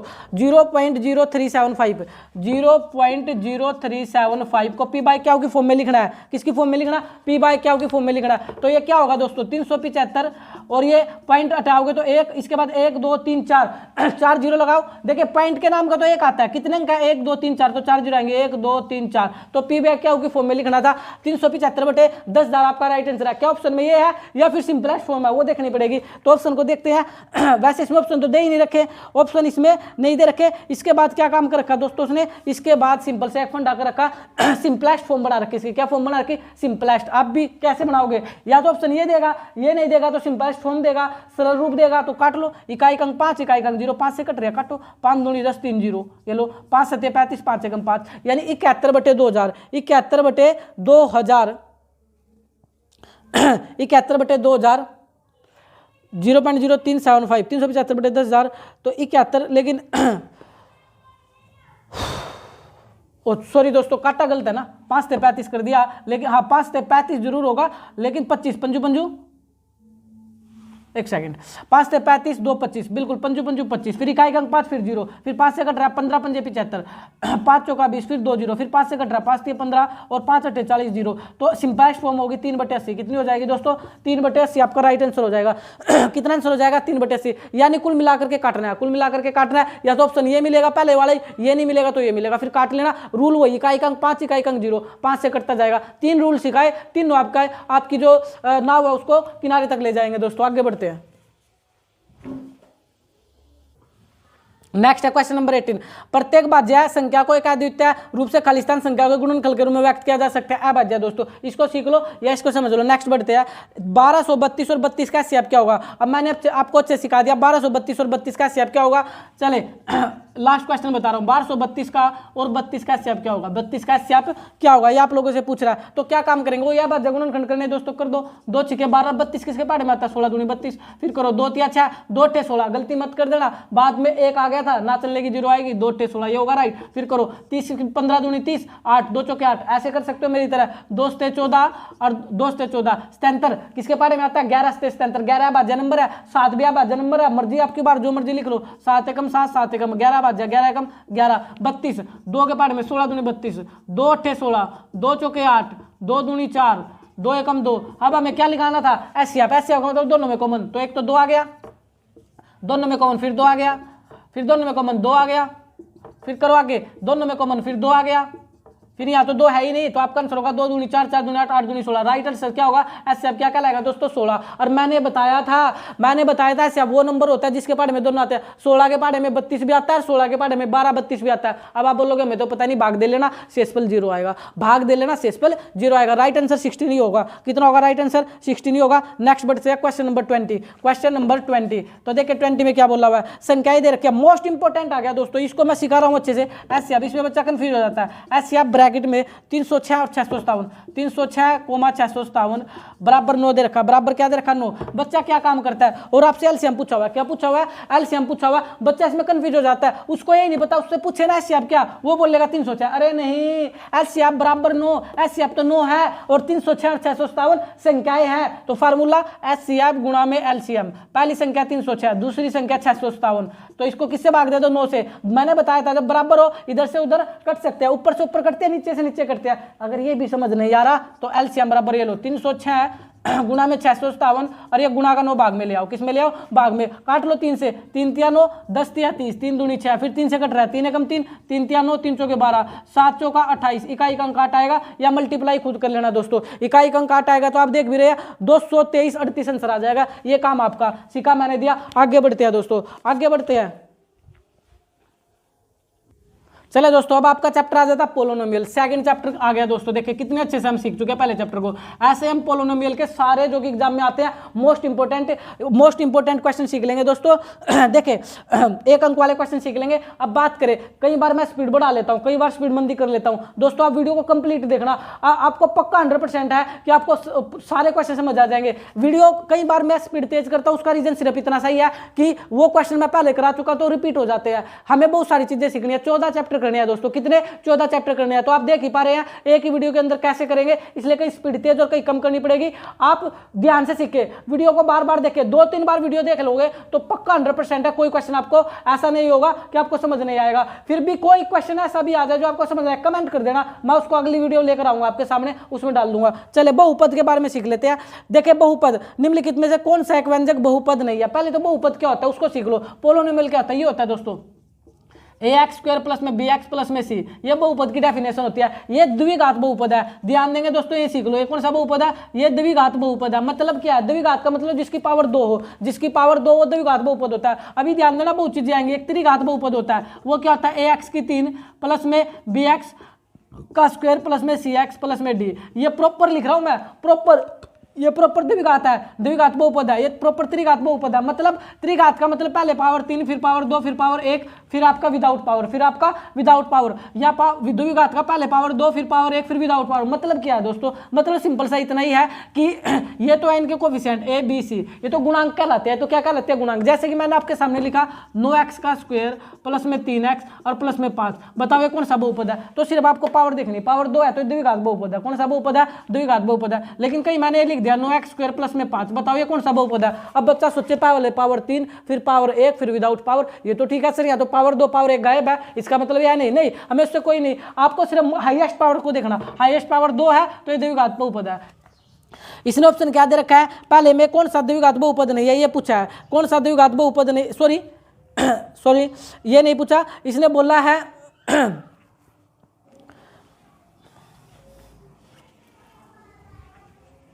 दोस्तों क्या ऑप्शन दिया आपके सामने, आपसे बोला कौन सा व्यंजक द्विघात बहुपद है। द्विघात बहुपद का मतलब पावर 2 होनी चाहिए। देखिए इसमें तो पावर 2 है ही नहीं, इसका मतलब ये तो हो ही नहीं सकता। इसमें पावर 2 है, इसमें पावर 2 है, ये हो सकते हैं, ये हो सकते हैं, मतलब ये तो पावर 2 है, ये तो कन्फर्म है कि दो, ये तो द्विघात बहुपद है 100 की 100। क्या ये भी है दोस्तों, ये द्विघात है तो पावर 2, लेकिन ये नीचे है, नीचे द्विघात बहुपद नहीं कहलाएगा, मतलब ये ऊपर होना चाहिए था, ये अंश होना चाहिए था तो आपका द्विघात बहुपद होता है। अपोन में द्विघात बहुपद नहीं होता, जैसे कि आपके सामने आ जाए 9/2x की स्क्वायर प्लस में 5, ये पावर जो है ऊपर होनी चाहिए, x की पावर कौन होनी चाहिए, ऊपर होनी चाहिए, तो ये द्विघात बहुपद होता है। अब ये द्विघात बहुपद नहीं है, समझ आ गया, यानी ये आपका राइट आंसर होगा। अपोन में नहीं होना चाहिए, x की फॉर्म का नहीं होनी चाहिए, अपोन में नहीं होनी चाहिए, हर में नहीं होनी चाहिए। आगे बढ़ो, question number second, question number second, x square minus में 5, इसके शून्यक बताने हैं। क्या बताने दोस्तों, इसके शून्यक बताने हैं। बड़ा ही अच्छा कंसेप्ट है दोस्तों, बड़ा ही अच्छा कंसेप्ट है। क्या करोगे, एक फार्मूला आना चाहिए, ए स्क्वायर माइनस में बी स्क्वायर, ए स्क्वायर माइनस बी स्क्वायर क्या बोलता है, बड़ा ही आसान सा फार्मूला, बोलता है कि मेरे को एक बार प्लस में लिख दो और मेरे को एक बार माइनस में लिख दो तो मैं अपने आप ही मान जाऊंगा। ए स्क्वायर माइनस बी स्क्वायर, एक बार इसको प्लस में लिख दो एक बार माइनस में लिख दो तो इसका फार्मूला होता है। मतलब सिर्फ देखो आपको पावर छोड़नी, इसकी पावर छोड़ दो, इसकी पावर छोड़ दो, पावर छोड़ने के बाद ए बचा, पावर छोड़ने के बाद बी बचा, यानी पावर को छोड़ दो बाकी को लिख दो। अब यहाँ भी यही है, इसकी पावर 2 है तो इसकी पावर भी क्या लगाओ 2, अपनी मर्जी नहीं चला सकता, पावर 2 लगाई तो रूट भी लगाना पड़ेगा, क्या लगाना पड़ेगा, रूट भी लगाना पड़ेगा। यानी मैंने इसको फॉर्मूले में कन्वर्ट कर लिया दोस्तों, ए की पावर 2 माइनस बी की पावर 2। अब आ गया समझ में, फार्मूले में कन्वर्ट करना है, इसकी भी पावर 2 कर दो, इसकी भी पावर 2 कर दो, सिंपल इतना गणा, फिर पावर को छोड़ दो, फिर पावर को छोड़ दो, जो बच गया उसको लिख लो, जो बच गया उसको लिख लो, जो बच गया उसको लिख लो। कैसे लिख लो, ऐसे लिख लो, जो बच गया उसको लिख लो, और उसको लिखेंगे कैसे, एक बार प्लस में और एक बार माइनस में। रिलेशन मल्टीप्लाई का आ गया तो बराबर 0 रख दो, बराबर क्या रख दो 0, तो x प्लस में √5 ये भी 0 हो गया और x माइनस में √5 ये भी क्या हो गया 0 हो गया। तो ये प्लस का जाकर के उधर माइनस का हो जाएगा और ये माइनस का उधर जाकर के प्लस का हो जाएगा। बोलो भाई समझ आ गया क्या अच्छे से। इस प्रकार आप दोस्तों ये भी निकाल सकते हो कि शून्य कैसे निकलते हैं। ये तो फार्मूला दे रखा था, बड़ा आसान था, यानी एक माइनस √5 और एक आएगा प्लस का √5, एक माइनस का √5 और एक आएगा प्लस का √5। करने के बहुत सारे तरीके हैं दोस्तों, ये 1 सेकंड में भी हो सकता है, लेकिन आप कंसेप्ट से सीखे, आप किससे सीखे, कंसेप्ट से सीख के आगे बढ़ते हैं। चलो भाई दोस्तों, क्वेश्चन नंबर 3 भी डिस्प्ले है, क्वेश्चन नंबर 4 भी डिस्प्ले है। क्या पूछा 3 में, इनमें से कौन सा व्यंजक द्विघात बहुपद है, द्विघात बहुपद बताना है। यानी देखिए द्विघात बहुपद यानी पावर 2 को देखे, हो सकता है कि ये भी हो जाए आंसर, हो सकता है ये भी हो जाए, ये तो बिल्कुल ही पावर 2 है, यही है वैसे राइट आंसर तो यही है दोस्तों, जिसमें पावर 2 होती है वो द्विघात बहुपद होता है, राइट आंसर ये है। ये क्यों नहीं है, इसमें पावर 2 है, अभी बताया था एक्स की फॉर्म नीचे नहीं होनी चाहिए, ये नीचे है, हर में है, इसलिए द्विघात बहुपद नहीं है। ये तो वैसे नहीं, ये तो रैखिक बहुपद है। ये तो कौन सा है दोस्तों, ये तो रैखिक समीकरण है, जिसकी पावर 1 होती है उसको रैखिक बोलते हैं। क्या बोलते हैं, रैखिक बोलते हैं दोस्तों, ध्यान देंगे तो इसका राइट आंसर सी हो जाएगा। 4 में देखो क्या बताना, 4 में भी यही बताना कौन सा द्विघात बहुपद है, तो ढूंढ लो दोस्तों, ये पावर 2 यही आपका राइट आंसर है। ये क्यों नहीं है, तो पावर 1 है तो रैखिक हो जाएगा, इसलिए गलत। ये नीचे एक्स की फॉर्म रखी इसलिए गलत, तो आपका राइट आंसर क्या हो जाएगा 4 हो जाएगा। आगे बढ़ो, क्वेश्चन नंबर 5 दोस्तों, ध्यान देंगे, एक विचार फिर आ गया दोस्तों, जो कि अच्छा हरिवंश राय बच्चन की पोएम है दोस्तों, कोशिश करने वाले कभी हार नहीं होती। असफलता एक चुनौती है, इसे स्वीकार करो तुम, असफलता एक चुनौती है, इसे स्वीकार करो तुम, देखो क्या कमी रह गई है, सुधार करो तुम, जब तक सफल ना हो, जब तक सफल ना हो नींद चैन को त्यागो तुम, जब तक सफल ना हो चैन नींद को त्यागो तुम, संघर्ष का मैदान छोड़कर मत भागो तुम, कुछ किए बिना जय जयकार नहीं होती और कोशिश करने वालों की कभी हार नहीं होती। तो दोस्तों लगातार कोशिश करनी है और ये कोशिश कर हम दोस्तों 40 नंबर गेन करेंगे। आगे बढ़ते हैं question number 5। Question number 5 most हो गया दोस्तों, मार्कर पड़ गया, इसका मतलब 5th आएगा ही आएगा दोस्तों। एक्स स्क्वायर माइनस 11 के शून्य, एक्स स्क्वायर माइनस 11 के शून्य। भूल गए क्या? भूलने दूंगा भी नहीं। क्या अभी फार्मूला बताया था, ए का स्क्वायर माइनस बी का स्क्वायर होता है दोस्तों, यानी इसकी भी पावर 2 और इसकी पावर। ये बेचारा बड़ा आसान है, ये बोलता है कि पावर 2 को छोड़ दो और एक बार मेरे को प्लस में लिख दो और एक बार मेरे को क्या लिख दो, माइनस में लिख दो। यानी पावर 2 को छोड़ दो, एक बार मेरे को प्लस में एक बार माइनस में, और रिलेशन गुणा का बना दो। किसका बना दो? बीच में गुणा का रिलेशन बना दो। तो दोस्तों वही काम करेंगे, इसकी पावर 2 तो इसकी भी पावर 2 लगा देता हूं और यहां पर क्या लगा देता हूं, रूट लगा देता हूं, क्योंकि पावर 2 अपनी मर्जी से नहीं लगा सकता, मर्जी चलाई तो कैंसिल करने के लिए रूट लगाना पड़ेगा। अब क्या सिंपल सा फंडा, इसकी पावर छोड़ दो, बस क्या छोड़ दो, दोनों की पावर, और बेचारों को लिख दो एक्स रूट 11 और ये क्या हुआ, एक्स रूट 11, एक्स रूट 11। क्या करते हैं, एक बार प्लस में और एक बार माइनस में, रिलेशन मल्टीप्लाई का आ गया तो बराबर क्या रख दो, 0 रख दो। तो एक्स प्लस रूट 11 ये भी 0 के बराबर और एक्स माइनस रूट 11 ये भी 0 के बराबर। तो ये प्लस का उधर जाकर किसको आ जाएगा, माइनस का, और ये माइनस का उधर जाकर किसको आ जाएगा, प्लस का। होपफुली समझ आ गया होगा। राइट आंसर होगा माइनस के रूट 11 और प्लस के रूट 11। अब मैं इसका डायरेक्टली अप्रोच, एक सेकंड वाला कंसेप्ट बच्चों को बता देता हूं, परेशान नहीं करता। एक्स स्क्वायर माइनस 11 कभी भी आपको आए और इसके शून्य पूछ ले, लेकिन याद रखना दोस्तों, एक इस पर एक पर एक्स पर ही पावर होनी चाहिए। किस पर पावर होनी चाहिए, एक्स पर ही पावर होनी चाहिए। तो आंसर क्या आएगा, आंसर तो 11 ही आएगा। क्या आएगा आंसर, तो दोस्तों 11 ही आएगा। एक बार माइनस में आंसर आएगा और एक प्लस में। सिंपल से एक फंडा करना, बस रूट और लगा देना। सिर्फ अपनी मर्जी से काम करना, आप रूट और चिपका देना। अपनी मर्जी से क्या काम करना, आप रूट चिपका देना। तो आपको समझ आ गया क्या दोस्तों, बोलो समझ आया नहीं आया दोस्तों। वो पिछला भी ले लेता हूं, अब पिछला क्वेश्चन भी आपको एक सेकंड में समझा देता हूं, जो कि एक्स स्क्वायर माइनस 5 था। एक्स स्क्वायर माइनस 5 था, तो क्या काम करना, लेकिन पहचान रखनी दोस्तों, एक्स पर पावर 2 होनी चाहिए और बीच में माइनस होना चाहिए, तभी लगेगा। एक्स पर 2 होना चाहिए और बीच में माइनस होना चाहिए। आंसर तो 5 ही आएगा, लेकिन एक बार माइनस में और एक बार प्लस में ही आएगा। लेकिन इन पर क्या लगा देना, रूट लगा देना। क्या लगा देना, रूट लगा देना। तो डायरेक्टली एक सेकंड की अप्रोच थी। लेकिन समस्या ये है, अप्रोच को भूल जाओगे एग्जाम तक, अप्रोच को भूल जाओगे। इसलिए दोस्तों मैं अप्रोच नहीं करा रहा हूं, नहीं तो मैं इनमें एक सेकंड लगाऊंगा। इसलिए आप तरीके को सीख लो। किसको सीख लो, तरीकों को सीख लो, क्योंकि ये हेल्पफुल होंगे तरीके 3 नंबर में भी। कितने में भी, 3 नंबर लेने में भी हेल्पफुल रहेंगे। आगे बढ़ते हैं, देखिए दोस्तों क्वेश्चन नंबर 6, बड़ा इंपॉर्टेंट क्वेश्चन आया दोस्तों, मजा आ जाएगा।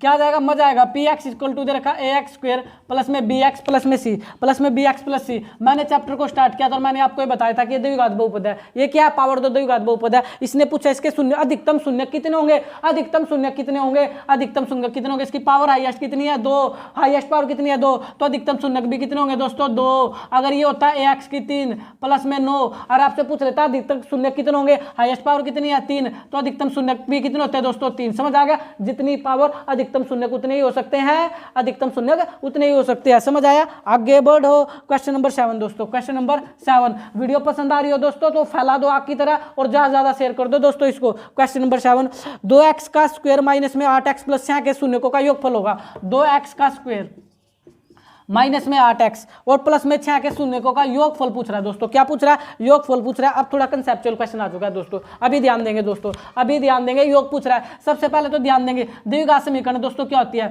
मैंने आपको बता रखा, ऊपर भी लिख रखी। यानी पहले ए आता है, फिर बी आता है और लास्ट में सी आता है। समझ लो इस चीज को पहले, क्योंकि ए बी सी चलती है ना, ए बी सी, आंख मिच करके लिख दो, ए बी और सी, ए बी और सी। ए के साथ हमेशा एक्स की 2 लगा दो, बी के साथ एक्स लगा दो और बाद में क्या करो, विदाउट एक्स छोड़ दो। समझ आ गया, ए के साथ एक्स की 2 आती है, बी के साथ खाली एक्स आता है। सिंपल, यानी कभी भी एक्स की 2 दिख जाए उसके साथ ए होता है और एक्स के साथ बी होता है। समझ आ गया। तो अब मेरे को बताओ यहाँ पर ए कितना है, ए कितना, ये ए है, ये बी है और लास्ट वाला पूरा क्या होता है, सी होगा। आपको समझ आ गया, ये ए है, ये बी है और ये क्या है, तो ए की वैल्यू 2, ए की वैल्यू क्या है 2, बी की वैल्यू क्या है माइनस के 8 और सी की वैल्यू कितनी अच्छा है। यानी ए बी सी निकाल लोगे दोस्तों। ए बी सी इनके कोफिशिएंट होते हैं क्योंकि एक्स के स्क्वायर के साथ ए होता है, बी के साथ सॉरी एक्स के साथ बी होता है और लास्ट वाला प्रॉपर सी होता है। चले ए की वैल्यू 2, बी की वैल्यू -8 और सी की वैल्यू 6। अब इसने योग पूछा था, क्या पूछा था दोस्तों, योग। योग का फार्मूला होता है माइनस के बी बटे, ध्यान देंगे दोस्तों, योग का फार्मूला होता है बी बटे ए, तो बी बटे ए माइनस के बी बटे। देखिए ये रहा तो माइनस बी बटे, एक तो फार्मूले का माइनस, बी की वैल्यू है -8,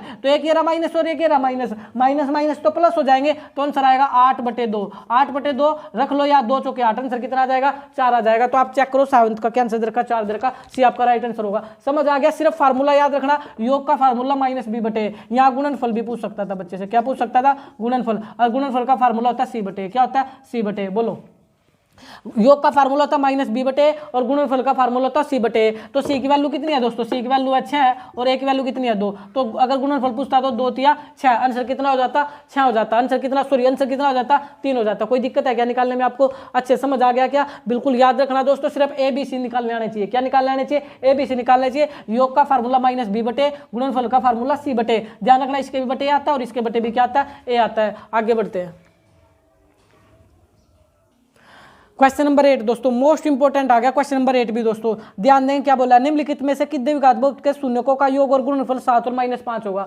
7 और -5 होगा, यानी योग 7 दे रखा, गुणनफल -5 दे रखा। ध्यान देंगे दोस्तों, या तो जो फार्मूला बताया था उससे कर सकते हो, लेकिन उसमें थोड़ा सा टाइम लगता है। एक और फार्मूला सीख लो, इसके अंदर एक और फार्मूला सीख लो। वो क्या फार्मूला होता है? फार्मूला ये होता है दोस्तों, ध्यान देंगे, पहले आप जानते हो सर, पहले तो x का स्क्वायर आता है। क्या आता है? पहले तो x का स्क्वायर आता है सर, फिर बीच में x आता है, फिर बीच में क्या आता है? x आता है, और लास्ट में कोई x नहीं आता। ये इतनी चीजें आती है, लेकिन ध्यान देंगे ठीक है, पहले x स्क्वायर आता है और यहाँ पर दोस्तों योग आता है। क्या आता है? योग आता है, और वो भी माइनस का योग। क्या आता है? माइनस का योग, और लास्ट में आता है गुणनफल। क्या आता है दोस्तों? गुणनफल। ये फार्मूला भी सीख लो दोस्तों। कुल मिलाकर के कितना बता रहा हूँ, कुल मिलाकर के बता रहा हूँ, पहले योग आएगा, सिंपल सा फंडा बता रहा हूँ, पहले योग आएगा और लास्ट में गुणनफल आएगा। इतना तो याद रख लोगे, पहले योग आएगा और बाद में क्या आएगा? गुणनफल आएगा। मतलब क्या इस चीज का, अगर हमें इसकी द्विघात समीकरण बनानी है जिसका योग और गुणनफल दे रखा, बड़ा ही आसान है दोस्तों। पहले आप जानते हो x स्क्वायर आएगा। क्या आएगा? x स्क्वायर आएगा, फिर योग आएगा 7, और योग के साथ क्या लगता है हमेशा, क्योंकि पहले x की 2 फिर x, और लास्ट में क्या आता है? गुणनफल आता है। गुणनफल कितना है? -5। कितना है? -5। अब बच्चा यहाँ आकर के गड़बड़ कर देता है दोस्तों,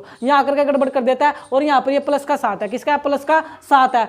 तो ध्यान देंगे फार्मूले में क्या होता है ना, यहाँ पर माइनस होता है। फार्मूले में क्या होता है दोस्तों? यहाँ पर माइनस होता है, माइनस का योग x होता है, माइनस का योग x होता है। तो बीच में माइनस आता है, हमेशा याद रखना, बीच में क्या आएगा? माइनस, और ये प्लस, तो प्लस माइनस आंसर माइनस ही आ जाएगा। कितना आएगा? प्लस माइनस आंसर माइनस ही आएगा। तो आपकी द्विघात समीकरण ये बनेगी x square -7x -5, x square -7x -5। अभी थोड़ा सा और बता रहा हूँ, देखे ध्यान से। अब योग अगर -7 दे देता, योग -7 दे देता, और गुणनफल दोस्तों, गुणनफल -5 दे देता। गुणनफल कितना देता? -5 देता। डिट्टो रख दो। पहले आप जानते हो, पहले योग आता है, पहले क्या आता है? योग आता है, और फिर लास्ट में क्या आता है? गुणनफल आता है। लास्ट में क्या आता है? गुणनफल आता है। लेकिन आप जानते हो पहले x स्क्वायर होता है, योग के साथ हमेशा x आता है, योग के साथ हमेशा x आता है, बाद में विदाउट x आता है। लेकिन याद रखना दोस्तों, लेकिन याद रखना फार्मूले में हमेशा बीच में माइनस आता है। फार्मूले में हमेशा क्या आता है? बीच में माइनस आता है। तो फार्मूले में अगर माइनस आता है तो इसके पास अपना खुद का माइनस था, तो माइनस माइनस क्या हो जाएंगे? प्लस हो जाएंगे। माइनस माइनस क्या हो जाएंगे? प्लस हो जाएंगे। यानी द्विघात समीकरण बनेगी x का स्क्वायर प्लस 7x -5,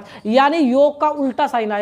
योग का क्या आएगा? उल्टा साइन है। अगर ये माइनस का है, अगर ये किसका है दोस्तों? माइनस का है। अगर ये माइनस का होगा योग, तो आंसर प्लस में जाएगा। बस ये याद रखो, यानी जब आप द्विघात समीकरण बनाओगे उल्टा साइन जाता है। बस योग वाले में उल्टा साइन जाता है, योग वाले में उल्टा साइन जाता है। कितनी द्विघात समीकरण बना लो, 1 नंबर पक्का कर लो दोस्तों। 1 नंबर की बात है, अगर योग आ जाए -9 और गुणनफल आ जाए आपका -8, लास्ट वाले के तो कुछ नहीं बोलना, सिर्फ योग पर ही पंगा है। किस पर पंगा है? योग पर। अगर ये -9 है, अगर ये माइनस का तो आंसर में प्लस हो जाएगा, तो ये होगा 9x। क्या होगा? 9x, और लास्ट वाला सेम, और पहले आता है x स्क्वायर। पहले क्या आता है? x square. सिंपल आ गई समझ में? यानी योग वाले के साथ पंगा करना, ये माइनस का तो आंसर में प्लस हो जाएगा, और पहला x स्क्वायर, लास्ट वाला सेम आता है। लास्ट वाला क्या आता है? तो द्विघात समीकरण बनानी आ गई, योग वाले का साइन चेंज करना है दोस्तों। योग वाले का ये प्लस का है, योग किसका था आंसर में? योग था प्लस का, आंसर में किसका हो जाएगा? माइनस का। ये क्यों हुआ? फार्मूला मैंने आपको सिखा दिया, यानी माइनस योग होता है, माइनस योग होता है। फिर बता रहा हूं, पहले योग आता है और लास्ट में गुणनफल आता है। मैंने टाइम लिया क्योंकि दोस्तों क्वेश्चन बनेगा यहां से। आगे बढ़ते हैं। नेक्स्ट है क्वेश्चन नंबर 9 दोस्तों। नेक्स्ट क्या है? Question number 9, x square -7, x square -7 शून्य निकालने, x से 7 पावर 2 है और बीच में माइनस है, तो सिंपल आंसर क्या आएगा? एक बार √7 और एक बार माइनस के √7, बिल्कुल रूट लग जाता है। सिंपल सा क्या लग जाता है? रूट लग जाता है। नहीं, √7 एक बार आंसर प्लस में और एक बार किस में आएगा? माइनस में। कर लोगे? अब तो सिखा ही चुका हूँ, आप डायरेक्टली 1 सेकंड में कर लेना दोस्तों इसको। आगे बढ़ो। Question number 10। क्वेश्चन नंबर 10 में क्या बोल रहा है? 6x स्क्वायर -7x -3 के बहुपदों के शून्यों का योगफल पूछ रहा है दोस्तों। ध्यान देंगे, 6x स्क्वायर -7x और माइनस में 3, आपसे फिर योग पूछ रहा है। क्या पूछ रहा है? योग पूछ रहा है। योग का फार्मूला होता है -b बटे, पहले b और a की वैल्यू तो निकालो दोस्तों। ये क्या होता है? a की वैल्यू कितनी है? 6, b की वैल्यू कितनी है? b की वैल्यू है -7 और c की वैल्यू कितनी है? -3, क्योंकि पहले होता है a, फिर होता है b, फिर होता है c। तो a की वैल्यू 6, b की वैल्यू माइनस के साथ, c की वैल्यू माइनस का 3 था भाई। विद साइन आता है, ध्यान रखना दोस्तों, विद साइन होता है, क्योंकि द्विघात होती है ax स्क्वायर प्लस में बी एक्स प्लस में सी, यानी ए की वैल्यू प्लस है, बी की वैल्यू प्लस बी और सी की वैल्यू प्लस सी, यानी पूरे साइन के साथ होता है। तो अब आपको योग पूछ रहा था, क्या पूछ रहा था? योग। योग का फार्मूला सभी जानते हैं, माइनस बी बटे ये माइनस और ये भी माइनस, बी की वैल्यू माइनस, ये माइनस माइनस प्लस हो जाएगा, आंसर आएगा 7/6। योग कितना हो जाएगा? 7/6। आगे बढ़ो, क्वेश्चन नंबर 11 दोस्तों। क्वेश्चन नंबर 11 में क्या पूछा हुआ है? 4x² माइनस 4x प्लस 1 के शून्यों का योग होगा। फिर योग पूछ रहा है दोस्तों, 4x² माइनस 4x प्लस में 1 आप लोगों से योग पूछ रहा है। तो आपको पता ही है दोस्तों, ए की वैल्यू कितनी है? 4, बी की वैल्यू कितनी है? -4, सी की वैल्यू कितनी है? 1। ध्यान देंगे, ये ए होता है, ये बी होता है, लास्ट वाला सी होता है। योग पूछ रहा है तो योग का फार्मूला क्या होता है? योग का फार्मूला क्या होता है? माइनस बी बटे ये भी माइनस प्लस हो जाएगा, तो आंसर आएगा 4/4। ये इक्वल था दोस्तों 4/4। क्या होगा? 4/4, यानी 4 से 4 काटोगे 1, आंसर होगा दोस्तों राइट 1। अभी ध्यान देना, ये योग पूछ रहा है, क्वेश्चन में गुणनफल भी पूछ सकता है, क्वेश्चन में गुणनफल भी पूछ सकता है। गुणनफल का फार्मूला होता है c/a। क्या होता है? c/सी की वैल्यू है 1 और a की वैल्यू है 4, तो गुणनफल होगा 1/4। गुणनफल क्या होगा दोस्तों? 1/4। आगे बढ़ते हैं, क्वेश्चन नंबर 12 दोस्तों। क्वेश्चन नंबर 12, अब 12 पर ध्यान देंगे।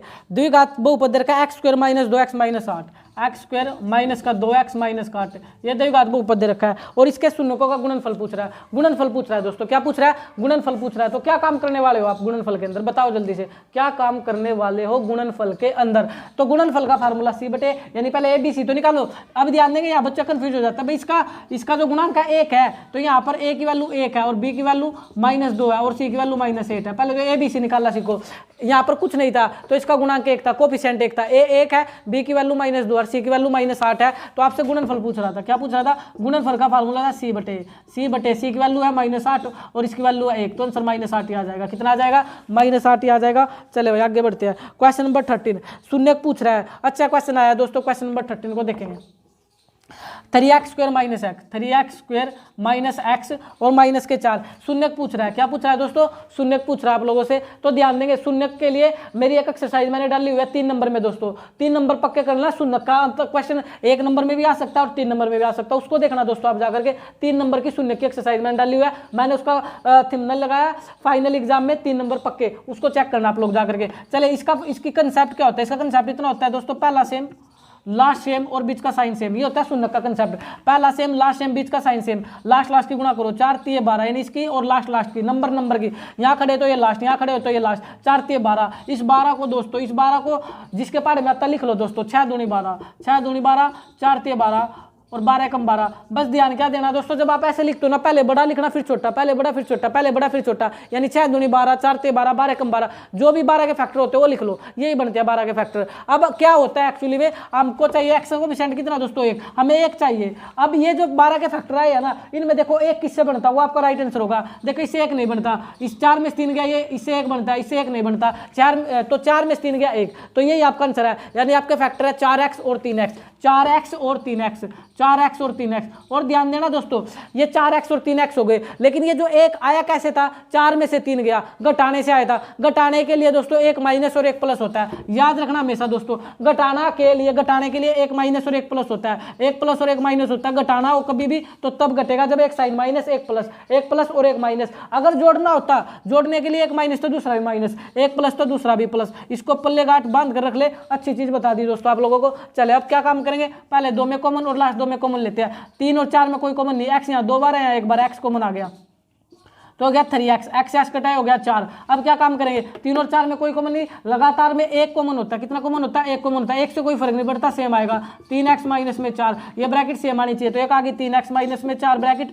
और एक इससे पहले वाला और एक इसके बाद वाला लेते हैं, x प्लस में 1, x प्लस में 1, रिलेशन मल्टीप्लाई आते बराबर 0 रख दो, रिजल्ट, क्योंकि शून्य के निकालने थे। क्या निकालने थे? शून्य के निकालने थे। तो 3x माइनस 4 ये भी 0 हो जाएगा, और x प्लस 1 ये भी क्या हो जाएगा? 0 हो जाएगा। तो 3x, ये माइनस का 4 प्लस का, और ये प्लस का 4 जो है, ये प्लस का जो 4 सॉरी ये माइनस का प्लस का, ये गुणा का भाग में, तो आंसर आएगा 4/3, और ये प्लस का 1 उधर जाकर के माइनस का, तो इसके 2 शून्य का आएंगे 4/3 और -1। आंसर चेक कर लेते हैं दोस्तों, चेक कर लो, 4/3 और -1, बी ऑप्शन दे रखा, तो राइट आंसर क्या हो जाएगा? बी। क्या हो जाएगा आपका? बी हो जाएगा। यानी 4/3 और -1 इसके क्या होंगे? शून्य होंगे। 4/3 और -1 इसके क्या होंगे? शून्य होंगे। देखें क्वेश्चन नंबर 15 में बोला हुआ है दोस्तों, क्वेश्चन नंबर 15 में द्विघात बहुपद एक्स स्क्वायर माइनस 3 के शून्यकों का योग निकाले। एक्स स्क्वायर माइनस 3 के शून्यकों का योग निकाले। क्या खूब क्वेश्चन बनाया दोस्तों। योग निकालना है, योग का फार्मूला होता तो यही है माइनस का b बटे a। लेकिन ध्यान देंगे इसके अंदर देखो ये तो 1 है, एक्स स्क्वायर का कोएफिशिएंट 1 है तो a 1 और b तो गायब है, b होता है एक्स के साथ, b है ही नहीं और c की वैल्यू क्या है -3। और योग का फार्मूला क्या होता है, योग का फार्मूला होता है माइनस के b बटे। ध्यान देना ये भी एग्जाम में क्वेश्चन बन सकता है। याद रखे ये क्या है, a की वैल्यू 1 है, b गायब है तो रहने दो, b की वैल्यू क्या हो जाएगी। ध्यान देंगे जब b का पता ही नहीं तो b की वैल्यू 0 हो जाएगी, b की वैल्यू क्या हो जाएगी 0 हो जाएगी। यानी a की वैल्यू 1 और लास्ट वाला जिसके साथ कुछ नहीं होता x नहीं होता वो पूरा c होता है तो c है और b की वैल्यू क्या 0। अब रख दो यानी b की वैल्यू तो 0 प्लस माइनस क्या 0 के साथ कुछ नहीं होता, a की वैल्यू 1 और 1 बटे 0 आंसर क्या होगा 0। तो योग होगा इसका 0। योग क्या होगा दोस्तों इसका 0 हो जाएगा। आगे बढ़ो आगे बढ़ो। आगे 16 में क्या बोला, 16 में क्या पूछा आप लोगों से 4k स्क्वायर प्लस में 4k स्क्वायर प्लस में 8k प्लस में 8k इसके शून्यकों का गुणनफल ज्ञात कीजिए। क्या करना है दोस्तों, इसका शून्यकों का गुणनफल करना है। तो इसके शून्यक निकाल लो, पहले क्या निकाल लो, शून्यक निकाल लो। कुल मिलाकर का कहने का मतलब क्या, गुणनफल निकालना तो ABC निकाल लो, ABC निकाल लो। A की वैल्यू कितनी है 4, B की वैल्यू कितनी है 8 और C की वैल्यू क्या है दोस्तों, C है ही नहीं। C क्या होता है, ध्यान देंगे यहाँ k स्क्वायर यहाँ k और लास्ट में जो बचता है वो C होता है, कुछ नहीं दे रखा तो आप यहाँ 0 लगा सकते हो। तो यानी C की वैल्यू 0, C की वैल्यू 0। ध्यान देंगे दोस्तों k स्क्वायर यहाँ k स्क्वायर हो गया, x स्क्वायर की जगह हो सकता है ABCD टोटली वेरिएबल होता है, मैंने बताया था। तो k स्क्वायर के साथ A, k के साथ B और लास्ट वाला पूरा C, लास्ट में कुछ नहीं था तो C की वैल्यू 0। अब इसने क्या पूछा था, इसका गुणनफल, इसका पूछा था दोस्तों गुणनफल। तो गुणनफल का फार्मूला C बटे, C की वैल्यू 0 ये बटे A 4 तो 0 बटे 4 आंसर क्या होगा 0। तो इसका भी राइट आंसर क्या हो जाएगा 0 हो जाएगा। अच्छे समझ आ रहा होगा दोस्तों, हम इसको भी कर चुके हैं। अगला चैप्टर लेते हैं। चले दोस्तों अगला चैप्टर स्टार्ट हो गया थर्ड, दो चर वाले रैखिक समीकरण युग्म। दो चर वाले कितने, दो चर वाले रैखिक समीकरण युग्म, दो चर वाले। दोस्तों अभी ध्यान देंगे चर वाले का क्या मतलब है, दो चर वाले का क्या मतलब है। दो चर वाला का मतलब होता है दोस्तों जैसे कि मैं लिख दूं ax प्लस में by प्लस में c = 0। ये आपके दो चर होंगे। दो चर का मतलब होता है जिसके अंदर x और y यानी दो वेरिएबल आए। कितने वेरिएबल आए, दो वेरिएबल आए। अब ABC में आप कंफ्यूज हो रहे हैं, अगर ऐसा आ जाए 9x प्लस में 7y प्लस में 9 बराबर में 0 तो दो चर है, एक x और एक y है, इसको बोलते हैं दो चर वाले। अब तक तो मैंने दो चर वालों की बात की, पीछे भी एक चीज है रैखिक समीकरण युग्म। मैं पूरा मतलब बता रहा हूं तभी चैप्टर को स्टार्ट करेंगे। रैखिक समीकरण, ये समीकरण और ये युग्म आगे पीछे लिख दिया, लेकिन जिक्र है रैखिक का। किसका जिक्र है, रैखिक। रैखिक का मतलब पावर एक, इसकी भी पावर एक, इसकी भी पावर एक। इसको बोलते हैं दो चर वाले रैखिक समीकरण युग्म। कुछ भी हो सकता है, 5n² प्लस में 7z बराबर में 0, 5n² प्लस में 7z बराबर में 0। एक नंबर में पूछा जाएगा क्या ये दो चर वाले रैखिक समीकरण युग्म है। यहाँ भी देखे, यहाँ भी n है यानी वेरिएबल है, यहाँ भी वेरिएबल है। क्या ये दो चर है, दो चर तो है लेकिन ये रैखिक समीकरण युग्म नहीं है, पावर 2 आ गई, इसलिए दो चर वाला रैखिक समीकरण युग्म नहीं है। आएगा ऑप्शन में ये क्वेश्चन बनेगा। अब कैसे होता है दो चर वाला रैखिक समीकरण, जब ये होता है इस प्रकार से, यानी दो चर तो n और z, लेकिन दो चर हो गए, रैखिक भी तो होना चाहिए था, पावर 1 होनी चाहिए थी, दोनों की पावर क्या होनी चाहिए थी 1। अब समझ आ गया, पावर 1 होगी तभी रैखिक समीकरण युग्म दो चर वाले रैखिक समीकरण युग्म कहलाएगा। यानी ABCD होनी चाहिए, उसके अंदर दो होनी चाहिए, कोई भी दो, XZ MAB AC LY, समझ आ गया। कुछ भी बनाकर दे सकता है, लेकिन 10th के अंदर दोस्तों ज्यादातर x और y का यूज करता है। किसका यूज करता है, x और y का यूज करता है। प्रॉपर पूछ ले दो चर वाले रैखिक समीकरण युग्म तो यही होंगे ax प्लस में by प्लस में c = 0। समझ आ गया दोस्तों, ये तो थोड़ा सा मीनिंग है। अब जब क्वेश्चन क्लियर होंगे ना तो सीधा आपको सारी चीजें समझ में आती जाएगी। चले पहला ही ले लो, चलो पहला ही क्वेश्चन ले लो। चलो इसका, इसने बोला 5x माइनस 3y माइनस यहाँ प्रदर्शित करता है। 5x माइनस में 3y और माइनस का 6 है, ये प्रदर्शित करता है। ध्यान देना ऑप्शन में परवलय वृत्त सरल रेखा है, इनमें से कोई नहीं। बिल्कुल दोस्तों, इसकी पावर एक रैखिक युग्म। रैखिक युग्म का मतलब होता है सीधी रेखा, सरल रेखा। तो ऑप्शन हो जाएगा इसका राइट, सरल रेखा। क्या हो जाएगा, सरल रेखा। इसमें कुछ नहीं करना, सरल रेखा हो जाएगी। आगे बढ़ो। x बराबर 5 का आलेख है, x बराबर 5 का आलेख है। अच्छा क्वेश्चन आ गया, मोस्ट इंपोर्टेंट आ गया। x बराबर 5 का आलेख है, x बराबर 5 का आलेख है। विशेष ध्यान देना, मोस्ट इंपोर्टेंट है दोस्तों। x बराबर 5 का आलेख है तो क्या करोगे, अगर x की वैल्यू दे रखी है, अगर x की वैल्यू दे रखी है, x की वैल्यू दे रखी, तो आंसर हमेशा y होगा। आंसर क्या होगा, यानी y x के समानांतर। इसका आंसर होगा y x के समानांतर, y x के समानांतर। ये समानांतर का साइन होता है, y x के क्या हो जाएगा दोस्तों, समानांतर हो जाएगा। एक रेखा y x के समानांतर आएगा, आंसर होगा। अगर एक्स की वैल्यू दे रखी है। अब ये क्या होता है, मैं सिखा भी रहा हूँ दोस्तों कैसे आया वाई एक्स के समानांतर। ये देखिए ये लाइन होती है, ये 0 होता है यहाँ पर, ये एक्स एक्सिस होता है, ये एक्स डैश एक्सिस होता है, ये वाई एक्सिस होता है, ये वाई डैश एक्सिस होता है। एक्स की वैल्यू दी 5, एक्स की वैल्यू क्या दी 5, तो कहीं ना कहीं यही होगा 5। ये मान लो ये 5 है, ये कितना है 5। तो इसने बोला एक्स, अगर एक्स बराबर 5 है तो क्या होगा, तो एक्स यहाँ 5 है तो देखना काटो इस 5 को, तो किसके समानांतर जाएगी लाइन हमेशा। अगर x की वैल्यू देगा y के समानांतर तो किसके समानांतर जाएगी, y के। यानी आपको समझ आ गया। अगर y की वैल्यू दे देता, अगर यहाँ पर ये बोल देता दोस्तों y बराबर 5 है, क्या है y बराबर 5 है, तो आपका आता सरल रेखा x के समानांतर। समझ आ गया, x देगा आंसर y में आएगा, y देगा आंसर x में समानांतर शब्द के साथ आएगा। किसके साथ आएगा, समानांतर शब्द के साथ आएगा। मैंने आपको डिटो समझा भी दिया दोस्तों। आगे बढ़ते हैं, चले दोस्तों क्वेश्चन नंबर 3। ना संरचना तकलीफ क्या खाक मजा है जीने में, ना संरचना तकलीफ क्या खाक मजा है जीने में। बड़े बड़े तूफान थम जाते हैं जब आग लगी हो सीने में। हमें भी आग लगानी है दोस्तों, 80 में से 80 लेकर आने हैं, हमें आग लगानी है तो दोस्तों हम लेकर आएंगे। आप 2 3 4 जो इतने भी अब इसके पार्ट बनाऊंगा दोस्तों मैं, अभी जो मैथ है हमारे पास इसके, आप सारों को अच्छे से देखना दोस्तों। 80 में से 80 कंप्लीटली आएंगे। क्वेश्चन नंबर 3 को देखेंगे, क्या बोला है, 5 पेंसिल और 7 कमलों का मूल्य 5x + 7y बराबर 50 है। 5x प्लस में 7y बराबर में 50 है, बराबर में 50 है। 5 पेंसिल और 7 कमलों का मूल्य दे रखा है। 5 पेंसिल, 5 साथ में थी पेंसिल, साथ में क्या थी इसके पेंसिल, और 7 कमल, साथ में क्या थे कमल। और इसने बोला 5 पेंसिल और 7 कमलों का मूल्य ये 50 रुपया है। तो इसका क्या मतलब है दोस्तों, इसका मतलब सिंपल सा ये है, इसने एक पेंसिल था ना, तो एक पेंसिल का मूल्य x मानना, एक पेंसिल का मूल्य क्या मानना, x मानना, और कमल का मूल्य एक का क्या मानना, y। तो 5 पेंसिल कितने में आ जाएंगी। अगर एक पेंसिल को दोस्तों यहाँ ध्यान देंगे, अगर आप एक पेंसिल को, अब मैं खाली इसको चलो यही ले लेता हूँ, ये 5 भी डाल दिया, ये लो। एक पेंसिल दोस्तों, एक पेंसिल को आप x रुपये में लेकर आते हो, और एक कमल को भी आप y रुपये में लेकर आते हो। तो सिंपल सी बात, अगर आपसे कोई बोले कि सर एक पेंसिल लेने गया दुकान पे, उसने x रुपये लिए मेरे से, बच्चा बोले मैं तो 5 पेंसिल लेकर आए, तो कितने रुपए दोगे, 5x दोगे। 7 कमल लेकर आओगे तो कितने रुपए दोगे, 7y दोगे। तो वही लिख रखा दोस्तों उसने, 5x प्लस में 7y बराबर में 50। लेकिन क्वेश्चन में पूछा कि 7 पेंसिल और 5 कमल का मूल्य 46 को क्या लिखोगे। 7 पेंसिल प्लस में PNC कर दिया मैंने दोस्तों। 7 पेंसिल और 5 कमल का मूल्य क्या होगा, 5 कमल का मूल्य क्या होगा, 7 पेंसिल और 5 कमल का मूल्य क्या होगा, तो 5 कमल, ये CML कर दिया दोस्तों। इसका मूल्य 46 रुपये को क्या लिखोगे, इसका मूल्य 46 रुपये क्या लिखोगे। सिंपल सी बात करूँ तो है कुछ नहीं। आप देखो पेंसिल को क्या मान रहे थे x, तो 7 का मतलब क्या हो जाएगा 7x, और कमल को क्या मान रहे थे y, तो ये क्या हो जाएगा 5y बराबर में 6। वैसे भी आपको बताऊँ रैखिक समीकरण युग्म है तो xy आएगा, सिंपल सा फंड है, 7x + y बराबर 6। लेकिन क्वेश्चन घुमा सकता है एग्जाम में, इसलिए मैंने इसको लिया। देखिए अगर आपसे ये बोल देता ना दोस्तों, अगर आपसे ये बोल देता कि 5 कमल और जैसे कि ये क्वेश्चन पूछता 5 कमल तथा 7 पेंसिल। अब ध्यान देंगे दोस्तों, 5 कमल और 7 पेंसिल का मूल्य 46 रुपये है। इसको क्या लिखोगे, बच्चा क्या काम करता है, वही गड़बड़ करता है, उसको पता है सिर्फ क्या करना, पहले x चिपकाना फिर y चिपकाना और बराबर में 46। ये आंसर होगा। गलत कर दिया दोस्तों उसने, क्या कर दिया गलत, क्योंकि कमल को तो y मान रहा था ना, कमल को क्या मान रहा था y, तो इसका राइट आंसर होता 5y। कमल को y मान रहा था, तथा का मतलब प्लस 7 पेंसिल, और पेंसिल को क्या मान रहा था x, तो 7x बराबर में 46। ये होता है दोस्तों, ये गड़बड़ मत कर देना। ये फिक्स नहीं है कि स्टार्टिंग में x आएगा फिर y आएगा, वो आपको देखना पड़ेगा किसको आप क्या मान रहे हो। पेंसिल को अगर आप x मान रहे हो तो पेंसिल वाले में x लगाना, अगर कमल को y मान रहे हो तो कमल में y लगाना। ठीक है, अच्छे समझ आया होगा। आगे बढ़ते हैं,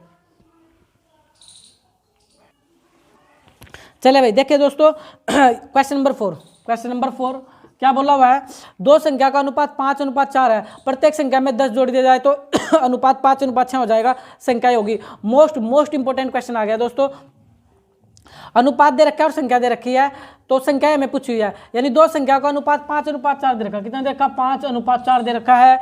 और आपसे बोला प्रत्येक संख्या में 10 जोड़ दिया जाए तो अनुपात 6:5 हो जाता है, अनुपात हो जाता है 6:5। प्रत्येक संख्या में 10 जोड़ दिया, पहले 6:5 का मतलब समझ लो क्या होता है, अनुपात का मतलब बटे होता है 6/5, इसको आप 6/5 भी लिख सकते हो। अब ये 2 संख्याएं 5:4 के अनुपात में थी, जब भी अनुपात में हो ना तो इस पहली संख्या 5x, दूसरी संख्या 4y हो जाएगी, क्या हो जाएगी 4y हो जाएगी। ऐसा मत करना x ही मानना, पहली संख्या 5x तो दूसरी भी कितनी हो जाएगी 4x ही हो जाएगी। यानी अनुपात के मतलब 2 होते हैं, दो संख्या का अनुपात 5:4 है, तो इस पहली इसको हम x की फॉर्म में क्या बोलेंगे, पहली संख्या 5x, दूसरी संख्या 4x। यह अनुपात को हम 6/5 भी लिख सकते हैं। दो चीजें समझ आ गई तो सिंपल सा बात है। मैं बोल रहा हूँ पहली संख्या कितनी है 5x, बच्चे से मैंने बोला दूसरी संख्या कितनी है 4x। अनुपात का मतलब बटे होता है, अनुपात का क्या मतलब होता है बटे, और यह अनुपात दे कितना रखा था 6/5, 6/5। इतनी बात आई समझ में। लेकिन ये अनुपात 6/5 कब होता था, जब प्रत्येक संख्या में 10 जोड़ना था। याद देंगे दोस्तों, जब प्रत्येक संख्या में इसमें भी 10 जोड़ोगे और इसमें भी कितना जोड़ोगे 10, तब होता है ये अनुपात 6:5। अच्छे सीखा गया। क्या करना, 5x/4x, और प्रत्येक संख्या में इसमें भी 10 जोड़ दो इसमें भी 10 जोड़ दो, अनुपात हो जाता है 6/5। ये क्यों लिखा मैंने बटे में, बटे में अनुपात का मतलब भी बटे होता है। ये जो अनुपात के दो बिंदु है ना, इसका मतलब बटे, दो बिंदु का मतलब बटे। सिंपल समझ आ गया। और जो हमें निकालना था, ध्यान देखना, निकालना क्या था भाई, निकालना थी संख्याएं निकालनी है, तो उनको तो x मानना ही पड़ेगा। इसलिए पहली संख्या 5x, दूसरी संख्या 4x कर दो। अब कोई कुछ नहीं बचा, क्रॉस मल्टीपल, 5×5 25x, क्रॉस करनी दोस्तों, 5×5 25x प्लस में 10×5 50। अब 6 से मारो इसको, 6×4 24x प्लस में 10×6 60। तो देखिए 25x ये 24x, इधर खींच लाओ तो खाली x ही बचेगा। 25x में 24x खाली x, और ये इधर 60, ये प्लस का 5 उधर माइनस का, तो 60 में से 50 गया 10, x 10 आ गया। x कितना आ गया 10। तो पहली संख्या पूछेगा, वो माननी थी 5x, पहली संख्या क्या मानी थी आपने 5x, यानी कितनी हो जाएगी 5 × 10 50। दूसरी संख्या माननी थी आप लोगों ने 4x, यानी x की वैल्यू 10 आई है ना, 10 चौके 40, दूसरी संख्या कितनी हो जाएगी 40। x का पता कर लो दोस्तों, x की वैल्यू 10 है तो पहली संख्या 10×5 50, x की वैल्यू 4 है तो दूसरी संख्या 40, क्योंकि एक नंबर में तो करना है। कितने में करना था, सिर्फ का एक नंबर में। मेथड मैंने सिखाई दिया कैसे करेंगे, अगर आया तो। आगे बढ़ो, आगे बढ़ो। दो धनात्मक संख्याओं का अंतर 36 है, इनके पूर्णांक का अनुपात 4:3 है, तो पूर्णांक होंगे। दो संख्याओं के ठीक है भाई, 50 और 40 ये राइट था आपका आंसर। ए था इसका 50 और 40, ए था इसका आंसर, एक 50 और एक 40, A option is the right. आगे बढ़ते हैं, आगे बढ़ते हैं। चले भाई, क्वेश्चन नंबर 5। दो संख्याओं का अंतर तो 36 है और इनका अनुपात 4:3 है। दो चीजें दे रखी दोस्तों, ध्यान देंगे।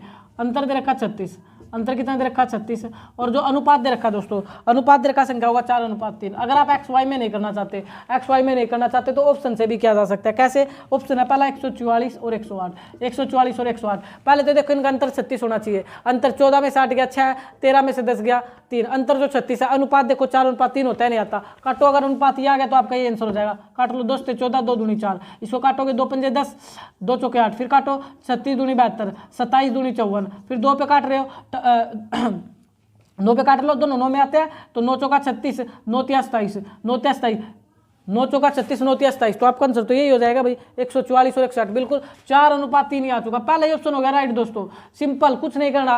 पहला ऑप्शन उठाया और हमने देखा कि उनका अंतर 36 होना चाहिए। अंतर कितना होना चाहिए 36, मैंने अंतर किया 36 आ गया। फिर इनका अनुपात 4:3 आना चाहिए, तो मैंने काट कर देखा 4:3 आ गया। बी भी ले रहा हूँ आपकी तसल्ली के लिए, आपकी तसल्ली के लिए बी भी ले रहा हूँ। ऑप्शन 108 और 72, 108 और 72। पहले अंतर चेक करो, क्या 36 है, 8 में से 2 गया 6, ठीक है, और 10 में से 7 गया 3, यानी 36। अंतर तो 36 है। अनुपात चेक करो, 2 से काटो, 2×5 10, 2 चौके 8, 2 से काटो 2 तिया 6, 2 चौके 12, 2 से काटो 27 दूनी 54, 2 से काटो 18 दूनी 36, 9 में 2 आते हैं, 9 तिया 27, 9 दूनी 18। अनुपात आया 3:2। क्या मैं 3:2 चाहिए था, नहीं, अनुपात तो मैं चाहिए था 4:3। लेकिन ध्यान देना, अगर क्वेश्चन में पहला ही अनुपात आपका राइट आ जाए तो बाकी चेक ही नहीं करने। ये तो मैं आपकी तसल्ली करने के लिए कर रहा हूँ कि आप ऐसे कर सकते हो। अगर XY में नहीं करना चाहते तो पहले अंतर चेक कर लो, फिर काट पीट लो। काटने पीटने के बाद ये अनुपात बनना चाहिए 4:3। जिस ऑप्शन में बन जाए वो राइट होगा। आगे बढ़ो, फिर क्वेश्चन नंबर 6 पर आओ। क्वेश्चन नंबर 6 पर आओ। 6 में क्या बोला हुआ है, निम्नलिखित में कौन सा सत्य है, निम्न में से कौन सा सत्य है। चले भाई, इसको मैं पूरी डिटेल से समझाता हूँ। क्वेश्चन नंबर 6 को यही आएगा एग्जाम में आपके।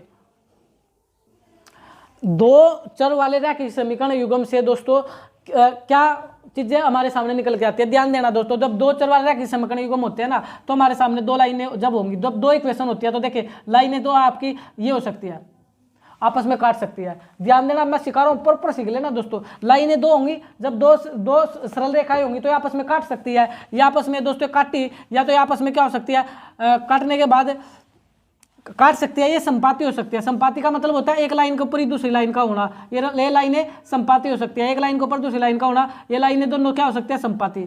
ये तो प्रतिच्छेद, ये तो लाइन कौन सी होंगी, ये तो प्रतिच्छेद का केस है। किसका केस है, प्रतिच्छेद का। जैसे सिखा रहा हूँ वैसे सीखना। ये केस संपाती का, ये केस किसका है, संपाती का। या लाइनें समानांतर हो सकती है, पैरेलल हो सकती है। ये केस समानांतर का है, ये केस समानांतर का है। पहले तो ये सीख लो ना, जो चीजें सीखने की है। मोस्ट इंपॉर्टेंट क्वेश्चन यहाँ से बनेगा अब तक का दोस्तों।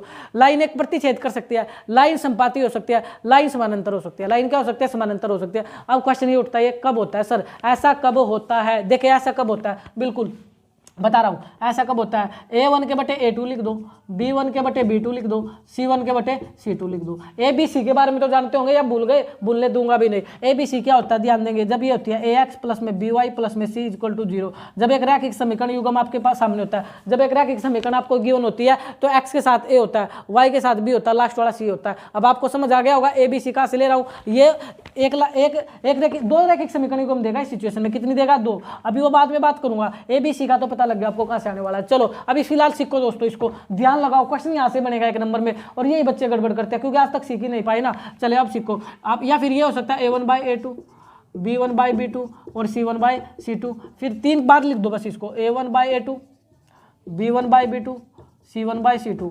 ठीक है दोस्तों, लिख दिया। अब क्या केस बनते हैं, अगर रेखा प्रतिच्छेदी कर रहे हैं तो ये नॉट इक्वल होंगे, ये बराबर, कोई भी रेशियो बराबर नहीं होगा, कोई भी अनुपात बराबर नहीं होगा। अगर रेखा संपाती है, अगर रेखा कैसी है? संपाती। अगर रेखा दोस्तों संपाती है, रेखा क्या है? संपाती है, तो अनुपात बनेगा बराबर। अनुपात क्या बनेगा? बराबर बनेगा। अनुपात क्या बनेगा? बराबर बनेगा। अगर रेखाएं पैरेलल है, रेखाएं समानांतर है, तो ये तो अनुपात बनेगा बराबर, और ये अनुपात बनेगा नॉट इक्वल टू। क्या बनेगा? Not equal to. समझ आ गया? यानी अनुपात 3 प्रकार से हो सकता है दोस्तों, A1/A2, B1/B2, C1/C2। तो सबको रट गया, A1/A2, B1/B2, C1/C2, A1/A2, B1/B2, C1/C2, ये तो आ गया। लेकिन जब अनुपात बराबर नहीं होगा, यानी ये भी कटेगा, ये भी कटेगा, ये भी कटेगा, ये भी कटेगा, लाइन भी कटेंगी। अनुपात कटेगा, ध्यान दे जो सिखा रहा हूं, अनुपात कटेगा, ये भी कटेगा, ये भी कटेगा, तो लाइन भी कटेगी। और कटने का मतलब रेखा प्रतिच्छेदी, यही पूछा जाता है। रेखा प्रतिच्छेदी होंगी, रेखा क्या होंगी? प्रतिच्छेदी होंगी, यही पूछा जाता है एग्जाम में। रेखा का कौन सी रेखा प्रतिच्छेदी होंगी? जब रेखा कटेंगी, रेखा कटेंगी उनको प्रतिच्छेदी रेखा बोलते हैं, अनुपात भी कटेगा। फिर क्वेश्चन आता है कि बताओ कब रेखाएं संपाती होंगी, कब रेखाएं संपाती होंगी? इसका उल्टा केस है। अगर इसका उल्टा केस है, अगर ये सारे आपस में अनुपात बराबर है, अनुपात बराबर है तो रेखा संपाती होंगी। अनुपात क्या? अगर बराबर है तो रेखा क्या होंगी? संपाती होंगी। रेखा क्या होंगी? संपाती होंगी। दूसरा आपसे पूछा जाता है कब रेखाएं समानांतर होती है? कब रेखाएं समानांतर होती है? रेखाएं कब समानांतर होती है? जब इनकी बातचीत नहीं होती। जब इनकी बातचीत नहीं होती, मैं गया इनके पास, मैंने इन दोनों को मना लिया, ये मान गए थे, अनुपात बराबर हो गया था, फिर थोड़ी देर में इसने इसके साथ झगड़ा कर दिया। यानी जब यहाँ तो बात हो रही है और यहाँ बात नहीं हो रही, सिंपल सा पंडा। यानी जब अनुपात एक बार बराबर होगा और एक बार बराबर नहीं होगा तो वहां रेखा समानांतर होती है। वहां रेखा क्या होती है? समानांतर होती है। सिंपल सा आप देख भी पा रहे हैं, रेखा समानांतर होने का मतलब 2 लाइनें ये समानांतर ही जा रहा है, ये क्या जा रहा है? समानांतर, फिर नहीं जा रहा। यानी कुल मिलाकर के एक बार अनुपात बराबर होगा, एक बार अनुपात बराबर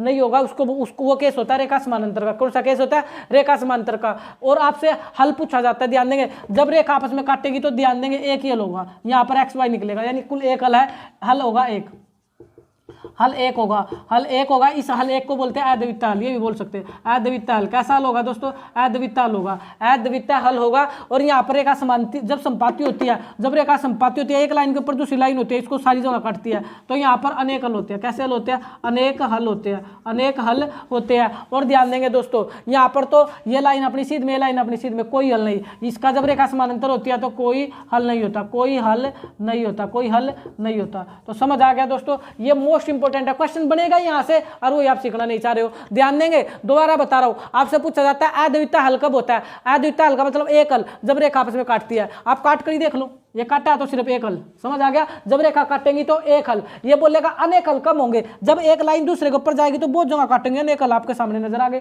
सिंपल। आपसे बोलेगा कोई हल नहीं, चुटके होगा गेम, कोई हल नहीं। कोई हल नहीं होने का मतलब जब रेखा ये अपनी सीध में जा रही है, अपनी सीध में जा रही, कोई क्या इनकी सुलह करवा सकता है? ये इससे बातचीत नहीं करना चाहती है, इससे निकलना, अपनी सीध में चलती जा रही, चलती जा रही, चलती जा रही, तो कोई हल नहीं होता, कोई हल नहीं होता। चले दोस्तों एक बार दोबारा और सीखते हैं इसको, फिर क्वेश्चन करेंगे। देखिए भाई, आपसे क्या एग्जाम में पूछा जाता है? रेखा, तो आपको पता है रेखा नो, अगर रेखा ने आपस में काट लिया तो अगर रेखा आपस में प्रतिच्छेद कर गई, रेखा होंगी प्रतिच्छेदी रेखाएं, हल कैसा होगा? अद्वितीय हल या अद्वितीय हल, अद्वितीय हल। हल कैसा होगा? अद्वितीय हल, यानी एक हल होगा। अगर रेखाएं संपाती हो गई, एक के ऊपर दूसरी है, तो इसके कैसे हल होंगे? उस एक के ऊपर दूसरी लाइन है तो बहुत जगह काट रही, अनेक हल। कैसे होंगे दोस्तों? अनेक हल होंगे। कैसे हल होंगे? अनेक हल होंगे। अगर रेखा समानांतर है, अगर रेखा क्या है? समानांतर का केस है, तो क्या ये अपनी सीध में कोई हल करा पाएगा? बिल्कुल नहीं, बात ही नहीं करना चाहते एक दूसरे से, तो कोई हल नहीं, तो कोई हल नहीं, कोई हल नहीं, कोई हल नहीं। तो समझ आ गया दोस्तों कब होता है, अब ध्यान देना दोस्तों, अद्वितीय हल कब होता है, जब रेखा क्या करती है, प्रतिच्छेदी। बस इसको भी समझो थोड़ा, रेखा क्या करती है, प्रतिच्छेदी। अनेक हल कब होते हैं, जब रेखा क्या होती है दोस्तों, संपाती। जब रेखा कैसी होती है, संपाती। जब रेखा कैसी होती है, संपाती, ठीक है। और कोई हल नहीं कब होता है, जब रेखा क्या होती है, समानांतर। जब रेखा क्या होती है, समानांतर। जब रेखा क्या होती है, समानांतर। बोलो अब आपको समझ आया नहीं आया दोस्तों, ये 3 चीजें बताओ, आपको समझ आई नहीं। तो कब ऐसा कैसे होता है, जब प्रतिच्छेदी होगी तो अद्वितीय हल, संपाती होंगी तो अनेक हल, क्योंकि एक ऊपर जो हिलाई ना बहुत जगह काटेगी अनेक हल। और कोई हल नहीं जब रेखा समानांतर होगी। जब रेखा समानांतर होगी, और आपको रेशियो भी अब समझ आ गया, इसका रेशियो बनता है दोस्तों, कटता है, इसका रेशियो ये बनता है। अनेक हल का रेशियो क्या बनता है, ये बनता है जब पैरेलल का केस होता है। कोई हल का मतलब क्या होता है, एक बार तो इनमें सुलह हो गया, एक बार तो इन्होंने बात कर ली और एक बार इन्होंने बात नहीं की। तो ये भी ध्यान रखो, ये इनका रेशियो ही होता है दोस्तों, इसका रेशियो ही होता है और इसका रेशियो ही होता है। तीनों चीजें दिमाग में अच्छे से रहनी चाहिए। अब जो मर्जी क्वेश्चन पूछ ले आपसे एग्जाम में। अब देखो क्या पूछा था इसने बोला A1/A2 नॉट इक्वल B1/B2, यानी कटा हुआ रेशियो पूछ रहा है। कटा हुआ रेशियो पूछा, तो कटा हुआ रेशियो तो दोस्तों यही है, कटा हुआ रेशियो इसने खाली दिया A1/A2 not equal B1/B2, B1/2। आधा अधूरा क्वेश्चन दे दिया, कहने का मतलब आधा अधूरा दे दिया, C1 C2 के बारे में नहीं बताया, तो मानकर चलेंगे अगर पहले कट रहा तो दूसरा भी कटेगा, दूसरा भी कटेगा। या आप देखे ना कब कटता है, स्टार्टिंग में कब कटता है, कौन से केस में कटता है, देखे यही कट रहा, यहाँ तो पहले केस में कटता ही नहीं, यहाँ भी कटता नहीं। समझ आ गया, अगर कट गया, शुरू में कट गया, प्रतिच्छेद कर रहा है, यानी काटने का मतलब रेखा कैसे होगी, प्रतिच्छेदी, यानी कटने वाला रेखा का मतलब प्रतिच्छेद रेखा। ऑप्शन क्या होगा इसका दोस्तों, इसने बोला निम्न कौन सा सत्य है, कोई हल नहीं। ये कोई हल नहीं क्या होता है, ये क्या होता है, जब आपस में लाइनें काटती है, अद्वितीय हल देखते ही नजर आ जाएगा। तो अद्वितीय हल को ढूंढ लो दोस्तों, सी आपका राइट आंसर होगा। 7 पर चले दोस्तों, अब किस पर चले, 7 पर करें। अब मजा आ जाएगा क्वेश्चन करने में, इस मजा आ जाएगा। अब क्या दिया, कौन सा दे रखा दोस्तों, सारे इक्वल का केस दे रखा, यानी ये केस है A1/A2 इक्वल में B1/B2 इक्वल में C1/C2। ये रेशियो कौन सा होता है, जब इक्वल वाला रेशियो होता है, ये रहा। जब ये कब होता है दोस्तों, अनेक हल होते हैं, क्या हल होते हैं, अनेक हल होते हैं, जब रेखा संपाती होती है। अनेक हल का मतलब रेशियो बराबर होता है, तो रेशियो बराबर, यहाँ भी बराबर, यहाँ बराबर। कब होता है दोस्तों, जब अनेक हल होते हैं, रेखा संपाती होती है। ऑप्शन में ढूंढ लो क्या है, क्वेश्चन नंबर 8 में, ऑप्शन में ढूंढ लो, सॉरी क्वेश्चन नंबर 7 में ढूंढ लो, क्वेश्चन नंबर 7 में ढूंढोगे आप लोग, तो आप लोगों को दे रखा है अपरिमित हल। अपरिमित हल यानी अनेक हल। ध्यान देंगे दोस्तों, इस अनेक हल को अपरिमित भी बोलते हैं। देखिए कंफ्यूज करेगा दोस्तों आप लोगों को, अनेक हल को अपरिमित भी बोलते हैं। क्या बोलते हैं, अपरिमित भी बोलते हैं। ये बात ध्यान रखना दोस्तों, अनेक हल नहीं दिया, देखो कितना चालाक निकला कोई एग्जामिनर, अनेक हल दे रखा है एनसीईआरटी के अंदर, लेकिन लिख दिया अपरिमित। क्या लिख दिया, अपरिमित। अनेक हल का मतलब क्या होता है, अपरिमित। क्या होता है, अपरिमित होता है। समझ आ गया दोस्तों, आगे बढ़ो। नेक्स्ट केस दे रखा है, पहला इक्वल है रेशियो और दूसरा नॉट इक्वल है।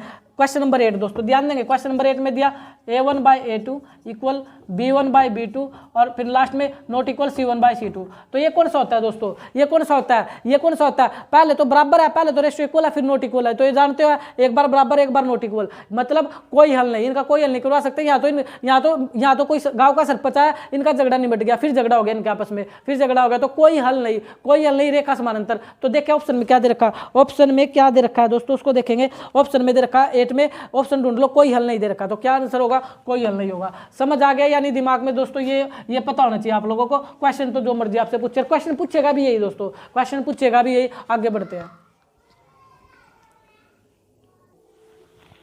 क्वेश्चन नंबर 9 दोस्तों। क्वेश्चन नंबर 9 क्या बोल रहा है, क्वेश्चन नंबर 9 में एक संख्या दूसरी की दुगुनी है, इसका योग 150 दे रखा, तो करना पड़ेगा दोस्तों। एक संख्या दूसरी की दुगुनी है तो पहली संख्या को दोस्तों, पहली संख्या को x मानना ही पड़ेगा, और दूसरी संख्या क्या मानोगे, दुगुनी है तो 2x हो जाएगी। क्या हो जाएगी, 2x। और इनका योग दोस्तों देखिए, इनका योग कितना बताया क्वेश्चन में, 150 है, तो दोनों को जोड़ दो, दोनों को जोड़ोगे तो योग आ जाता है 150। कितना आ जाता है, 150।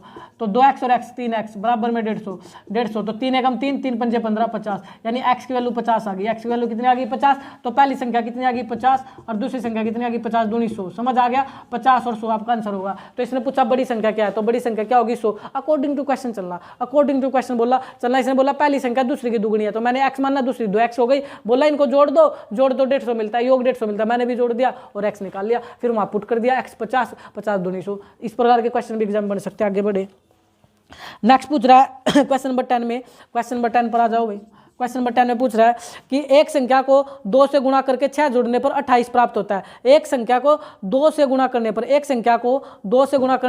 6 जोड़ने में 28 प्राप्त होता है। रैखिक समीकरण क्या बनेगा? मोस्ट इंपोर्टेंट है, ऐसे पूछा जा सकता है। संख्या को x मान लो दोस्तों, सिंपल। संख्या को x मान लो। संख्या क्या मान लो? संख्या को, एक संख्या को 2 से गुणा करो, संख्या माननी x, इस संख्या को 2 से गुणा कर दी। फिर इसने बोला, ठीक आगे बोला 2 से गुणा करके 6 जोड़ने पर, कितना जोड़ने पर? 6 जोड़ने पर हमें 28 मिलता है। तो सिंपल ऐसे पूछे तो बस ये करना, संख्या को 2 से गुणा कर दो और 6 जोड़ने पर 28 मिलता है, तो ये इक्वेशन बनेगी दोस्तों। ऐसा तुम आराम से कर सकते हो। नेक्स्ट बढ़ो।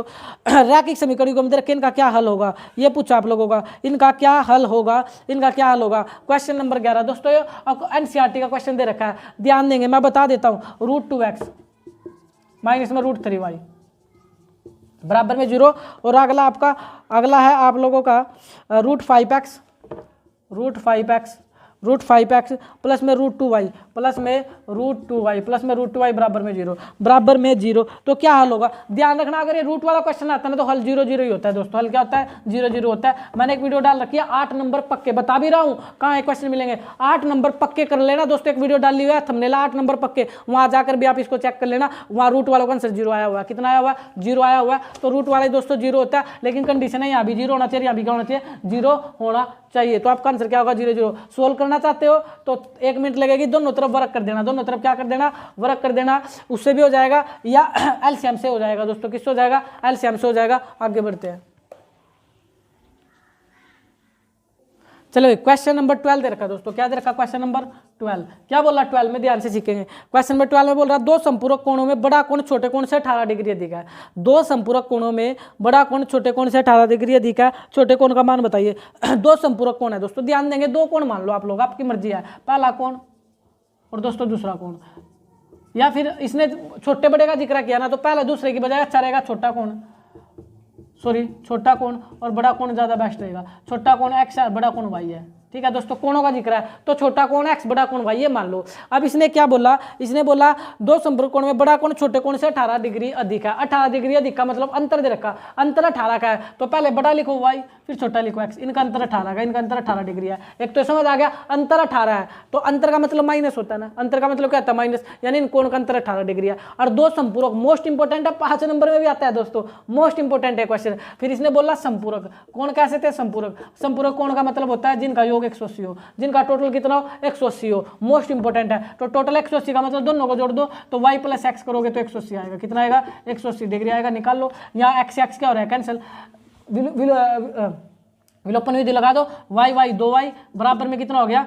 8 18 1 19। तो y निकालो यहाँ से 198/2, 2 निम्न 18, 2 निम्न 18, 99 डिग्री। y आएगा 99 डिग्री। x निकालना, क्या निकालना? x निकालना। तो आप लोग या तो इक्वेशन फर्स्ट में आंसर वैल्यू पुट कर दो या सेकंड में। फर्स्ट में कर देता हूँ, y - x बराबर 18 डिग्री है, तो y की वैल्यू आई 99, माइनस में x बराबर में 18 डिग्री, तो -x 18 प्लस का 99 माइनस का हो जाएगा, तो ज़्यादा माइनस आंसर तो माइनस ही आएगा। 9 में से 8 गया 1, 9 में से 1 गया 8 81, माइनस का x, माइनस से माइनस कटेगा, x आएगा 81 डिग्री। कितना आएगा? 81 डिग्री। उसने क्या पूछा आप लोगों से? बड़ा कोण पूछे तो 99 डिग्री, छोटा कोण पूछे थे 81 डिग्री। आपका आंसर हो जाएगा। उसने पूछा छोटे कोण का मान तो 81 डिग्री। इसको 1 नंबर में मत लेना, हल्का मत लेना, क्वेश्चन 5 नंबर का था। हल्का मत लेना, क्वेश्चन 5 नंबर का था। फिर बोल रहा हूँ अच्छे से करो दोस्तों।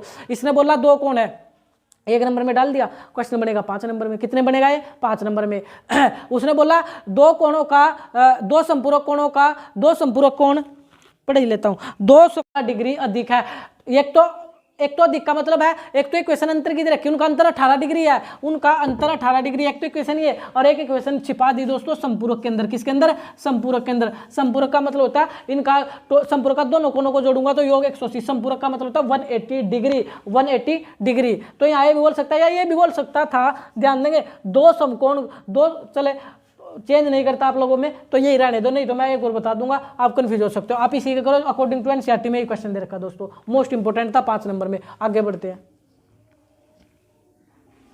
क्वेश्चन नंबर 13 दोस्तों। क्वेश्चन नंबर 13 इसने बोला दो संख्या का अनुपात 5:7 है, योगफल 360 है, तो बड़ी संख्या क्या होगी? बड़ी संख्या क्या होगी? दो संख्या का अनुपात दे रखा 5:7, 5:7 और योग दे रखा 360, योग दे रखा दोस्तों 360। ये दो चीजें दे रखी है, थोड़ी देर पहले ही बताया था। जब भी अनुपात हो ना, जब भी अनुपात हो तो इनके साथ एक्स चिपका दो। पहली संख्या 5x और दूसरी संख्या 7x, ये पहली संख्या और ये दोस्तों दूसरी संख्या। समझ आ गया क्या? संख्या शब्द मैंने नहीं लिखा, खुद लिख लेना, एक नंबर में करना है दोस्तों। यानी अनुपात का मतलब होता है 5x और 7, पहली संख्या 5x दूसरी 7x, इनका योग 360 है, ये बोल रहा है तो आप भी कर दो योग इनका। 5x प्लस में 7x बराबर में 360, तो 7x और 5x 12x बराबर में 360। x निकाल लो, ऐसे बराबर है तो ऊपर से ऊपर कर सकते हैं। 12 कम 12, 12 से 36, 30 डिग्री, सॉरी 30 डिग्री नहीं 30, x की वैल्यू आई 30। तो पहली संख्या कितनी आ गई? 30 गुना 5 करोगे तो 150, और दूसरी संख्या 30 गुना 7 करोगे तो 210, 210। तो क्या पूछा इसने?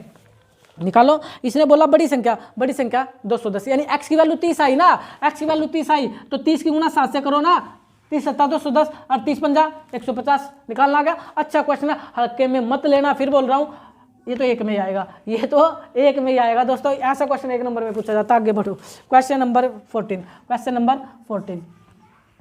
एक संख्या दूसरे से 5 अधिक है, संख्या का योगफल 75 है, तो छोटी संख्या ज्ञात कीजिए। ऑप्शन दे देगा, फिर इस सिचुएशन में आपको ऑप्शन दे देगा, आप कंफ्यूज हो जाओगे। तरीका सीख लो। एक संख्या दूसरे से 5 अधिक है, अधिक होने का मतलब एक संख्या दूसरे से 5 अधिक है तो छोटी संख्या, देखो सिखा रहा हूँ पूरा, एक छोटी संख्या और एक बड़ी संख्या। मान लो छोटी x और बड़ी y है, छोटी x और बड़ी y है। उसने बोला 5 अधिक, अंतर ही दे रखा, अंतर दे रखा तो 5, क्योंकि ध्यान देंगे अंतर का मतलब होता माइनस, यानी पहले बड़ा फिर छोटा था। अंतर 5 है। और एक चीज और बताई, योग 75 है, इनको जोड़ूंगा ना दोनों को तो 75 मिलेगा, y प्लस में x 75, तो ये x कट गया, 2y बराबर 75 और 5 80, तो 2 से काटोगे तो 40, y आ गया 40, y कितना आ गया दोस्तों 40, y कितना आ गया 40। तो पहली इक्वेशन में रख दो या सेकंड में रख दो, पहले में रख रहा हूँ y माइनस एक्स, आपका 5 था, अंतर 5 था, y है 40 माइनस का x बराबर में 5, तो इस x को इधर ले जाओ प्लस का, ये 40, ये प्लस का इधर ले आओ माइनस का, तो 35, तो x कितना आ जाएगा 35, x कितना आ जाएगा 35। जो मर्जी पूछ ले, तो वो पूछ, छोटी पूछेगा तो संख्या 35, बड़ी संख्या पूछेगा तो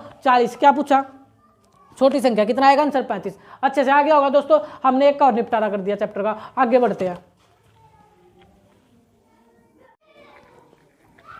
चले भाई। नेक्स्ट आपका आ जाता है दोस्तों, फोर्थ करेंगे द्विघात समीकरण। फोर्थ करेंगे दोस्तों द्विघात समीकरण, द्विघात समीकरण। समझो दोस्तों द्विघात समीकरण क्या होती है, द्विघात समीकरण क्या होती है।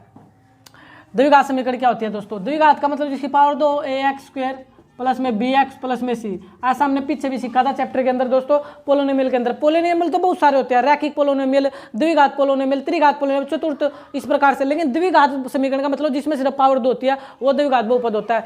और ये a और ये b और ये c क्या है? a b और c क्या है दोस्तों? a b c क्या है? ये रियल नंबर है, वास्तविक संख्या है। वास्तविक संख्या वो होती है जिसके बारे में हम जानते हैं। कैसे? अगर मैं ये लिख दूँ 5x² प्लस में 7x प्लस में 9, तो देखो ए बी सी वास्तविक संख्या होगी। ये 5 हम जानते हैं, 7 या हम 9 जानते हैं। मेरे पास 5 रुपये, 7 रुपये, 9 रुपये, मेरे को पता है 5 किलोग्राम मैंने आटा खरीदा, 7 किलोग्राम चीनी खरीदी, 9 किलोग्राम गेहूं खरीदे, तो ये वास्तविक संख्या ही होती है। ज़्यादा कंफ्यूजन नहीं होना, सिंपल सी बात बताइए। और एक नंबर पूछा जा सकता है द्विघात समीकरण जिसके हाईएस्ट पावर 2, सिंपल, जिसके हाईएस्ट पावर कितनी हो 2। फिर ये द्विघात समीकरण जब आएगा ना, ये परेशान करेगा, क्योंकि यहाँ फार्मूला आएगा दोस्तों विविक्तर का, उसको यही सीख लो, परेशान कैसे करेगा। तो विविक्तर का फार्मूला होता है, विविक्तर का फार्मूला होता है, तो इसको डिस्क्रिमिनेंट से नाम से जानते हैं। मैं डी का यूज करूंगा दोस्तों, अभी डी सीख लो दोस्तों। विविक्तर बोले ना, विविक्तर निकालो, तो उसको बोलता है डिस्क्रिमिनेंट। डिस्क्रिमिनेंट तो खाली डी याद कर लो आप, एक डी होता है डिस्क्रिमिनेंट। इसका फार्मूला था b² - 4ac, b² - 4ac। D का फार्मूला पता लग गया दोस्तों, b² - 4ac होता है, b² - 4ac होता है। अब आप बोलोगे b और ac है, तो आप जानते ही हो, पहले स्टार्टिंग में होता है, फिर b होता है, फिर c होता है, x के स्क्वायर के साथ a होता है, x के स्क्वायर के साथ a होता है, x के साथ b होता है, लास्ट पूरा c होता है। तो हम अब तक सीख रहे हैं वीडियो में। तो ax² + bx + c, ये आपको समझ आ गया। तो d का फार्मूला b² - 4ac। अब क्या पूछता है, ये पूछता है क्या इसके मूल होंगे या नहीं होंगे। मोस्ट इंपोर्टेंट दोस्तों एक नंबर के लिए, क्या इसके मूल होंगे नहीं होंगे। इसके लिए आपको सीखना, या तो d की वैल्यू 0 हो सकती है, या d की वैल्यू > 1 हो सकती है, या d की वैल्यू <1 हो सकती है। 3 केस हो सकते हैं दोस्तों, या तो d का आंसर 0 आ जाए, या d बड़ा आ जाए 1 से, या d छोटा आ जाए 1 से। जब d छोटा होगा 1 से, ये देखा एक मुंह है, इसका मतलब d छोटा है, एक मुंह का मतलब d छोटा है। d पर बात करनी है, मैं सिर्फ किस पर बात करनी है, d पर। एक मुंह है, इसका मतलब d छोटा है 1 से, मतलब क्या, यहाँ मूल नहीं होंगे। बस जब भी d छोटा होगा मूल नहीं होंगे, और यहाँ पर d बड़ा है मूल होंगे। तो इसका आंसर तो हाँ मूल दोस्तों होंगे, बराबर है तो मूल होंगे, ध्यान देंगे दोस्तों। सिर्फ एक केस है, सिंपल सी बात करूं, जब डी की वैल्यू माइनस में आ जाए, -9 माइनस में वैल्यू आएंगे तो मूल नहीं होंगे बिल्कुल। यानी डी का आंसर अगर माइनस में आ गया, डी का आंसर किस में आ गया, माइनस में, तो मूल नहीं होंगे।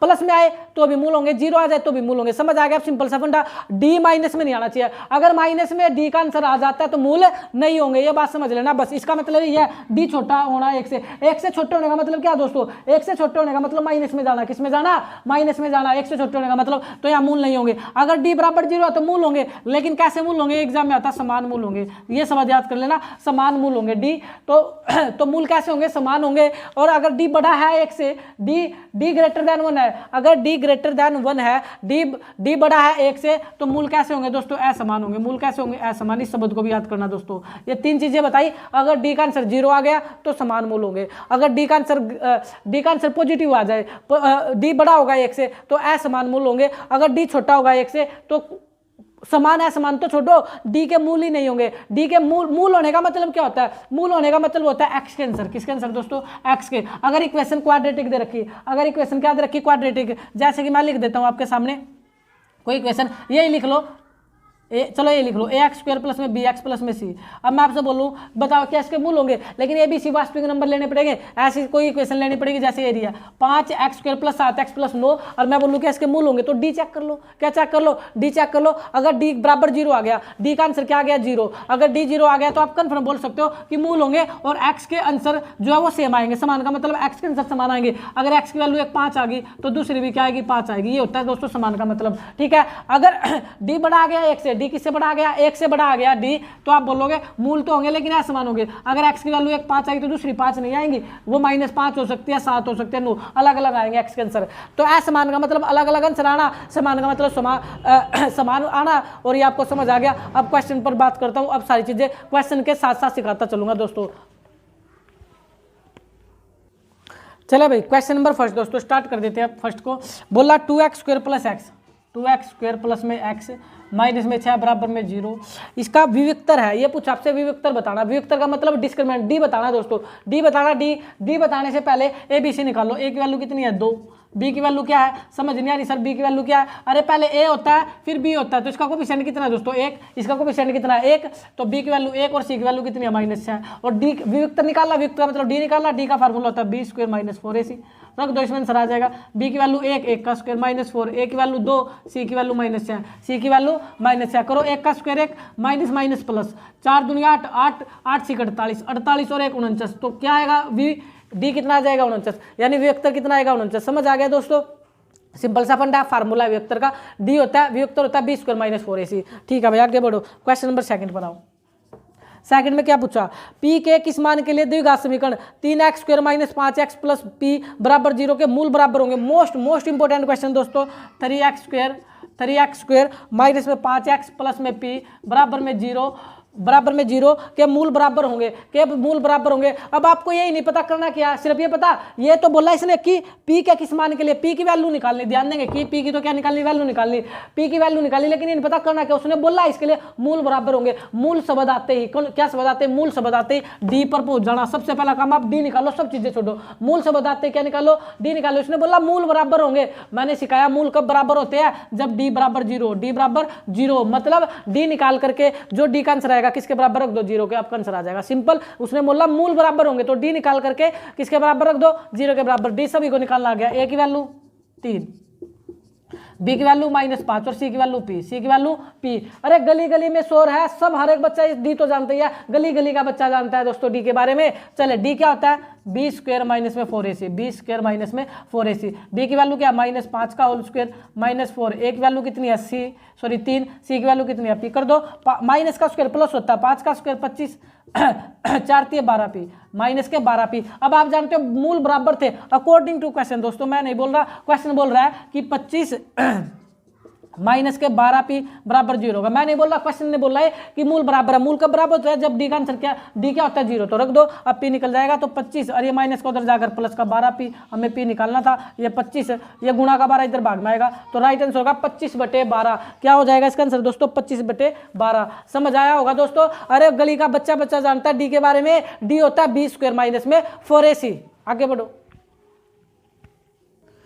आगे बढ़ो दोस्तों, आगे है क्वेश्चन नंबर 3।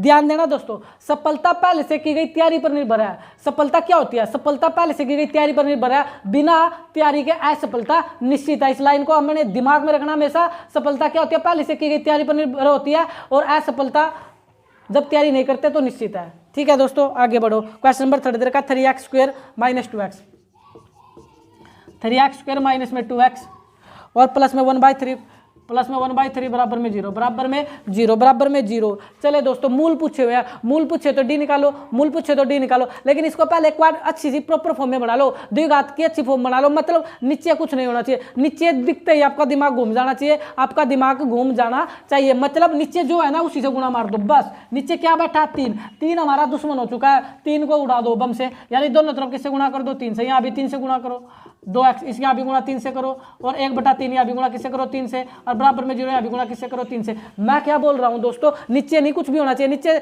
नीचे कुछ नहीं दिखना, नीचे 3 दिख गया, दोनों तो 3 से गुणा कर दो। नीचे यहाँ 3 दिख जाता है, यहाँ 5 दिख जाता, नीचे यहाँ 3 दिख जाता है 5, तो 3 और 5 का एलसीएम 15 होता, 15 से गुणा कर देते, 15 से गुणा कर देते। हमेशा एलसीएम से गुणा करते हैं, जो नीचे होता है उसके एलसीएम से, लेकिन यहाँ तो बेचारा 3 ही था, 3 का एलसीएम तो 3 ही होगा। समझ आ गया अब आपको? अब करो 3 तिया 9x², 3 दूनी 6x, 3 से 3 कट गया, प्लस 1 बराबर में 0। देखो अब देखने में अच्छा लगा ना क्वेश्चन, ax² + bx + c बराबर 0। आगे वही इक्वेशन, अब कुछ नहीं करना। a की वैल्यू कितनी आई?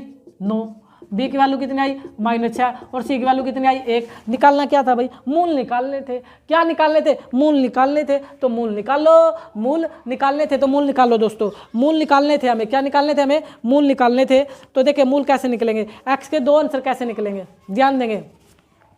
पहले डी निकालो, मूल निकालने का मतलब डी, b² माइनस में 4ac, b² माइनस में 4ac, b की वैल्यू है -6, इसका होल स्क्वायर, 4, a की वैल्यू कितनी है? 9, c की वैल्यू है 1, -6 का स्क्वायर 36, 9 चौका 36, 9 चौका 36 में 36 गया 0, 36 में 36 गया 0। तो आपको एक बात तो समझ आ गई दोस्तों, एक बात बिल्कुल समझ आ गई, डी की वैल्यू 0 आई, डी की वैल्यू कितनी आ गई? 0। अगर ये ऑप्शन में आया क्वेश्चन, जो कि अलग आया ही था ऑप्शन में, तो डी की वैल्यू 0 है तो एक्स के आंसर सेम आएंगे। तो एक मात्र ऑप्शन बी दे रखा जिसमें 1/3 1/3, राइट आंसर बी हो जाएगा। लेकिन एक ऑप्शन डी ने काम खराब कर दिया, इनमें से कोई नहीं, इसका मतलब पूरा निकालना पड़ेगा, वो मत कर देना अभी, क्योंकि क्या पता 1/3 की बजाय 1/6 1/6 हो इसका आंसर। जब डी हो ना इनमें से कोई नहीं तो पूरा करना दोस्तों, क्या करना? पूरा करना। चले अब डी की वैल्यू 0 आ गई। अब ध्यान देना थोड़ा सा, एक फार्मूला था द्विघाती सूत्र, द्विघाती सूत्र, द्विघाती सूत्र। इस द्विघाती सूत्र क्या होता है? ध्यान देंगे, द्विघाती सूत्र क्या होता है? ये बोलता है अगर x निकालना है तो माइनस का b वर्गमूल d/2 है। दोस्तों ये भी फार्मूला याद करना पड़ेगा। ये कब होता है? ये जब होता है जब आपको x निकालना,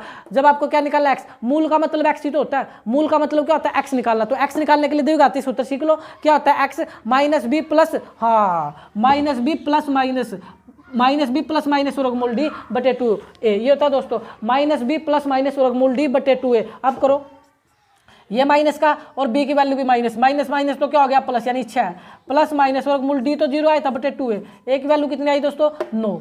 तो कर दो इसको, तो ये तो 6 ही रह गया, प्लस माइनस 0, 0 किसी की नहीं होती, छोड़ दो, रूट भी 0 है तो छोड़ दो सारी चीजें। तो 6/9 दूनी 18, 6/9 18, 6 कम 6 6 18, यानी 1/3, यानी x वैल्यू क्या आई दोस्तों? 1/3। यहाँ x की पावर कितनी थी? 2। आंसर कितने आने थे? 2। आंसर खाली आया 1/3। लेकिन आप जानते हैं d की वैल्यू 0 आई थी तो सेम ही आंसर होंगे। x का एक आंसर 1/3 है तो दूसरा भी क्या बनेगा? 1/3। तभी तो मैं बोल रहा था अगर d बराबर 0 आ गया, मूल तो होंगे लेकिन समान मूल। ध्यान देना इस लाइन पर, समान मूल होंगे, यानी x का जो आंसर आएगा वो लिखना 2 बार, वही लिखना 2 बार। x की पावर 2, 2 आंसर आने थे लेकिन आंसर आया 1/3, तो दूसरा भी क्या होगा? 1/3। क्यों हुआ? क्योंकि d की वैल्यू क्या आ गई थी? 0। समझ आ गया? अगर d माइनस आ जाता तो इसके मूल नहीं होते, x निकाल ही नहीं पाते, द्विघाती सूत्र को लगा ही नहीं पाते। आगे बढ़ो,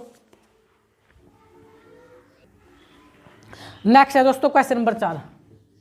देखिए क्या बोला, k का मान के लिए जिसके द्विघात समीकरण 3x² - kx + 5 = 0 के दोनों मूल बराबर है, वह दोनों मूल बराबर है। मूल बराबर है तो इसका मतलब मूल बराबर है तो d निकालो। क्या निकालो? d निकालो। 3x² माइनस में kx प्लस में 5 बराबर में 0, तो इसने बोला k का मान निकालो। किसका मान निकालना दोस्तों? k का मान निकालना। इसको तो गजनी भी कर सकता है, तो फिर आप क्यों नहीं कर सकते? यानी आपको d निकालना। पहले तो देखिए जब भी मूल निकालना होना तो d निकालना पड़ेगा। क्या निकालना पड़ेगा? d। और d निकालने के लिए a b c का पता होना चाहिए। a की वैल्यू क्या है?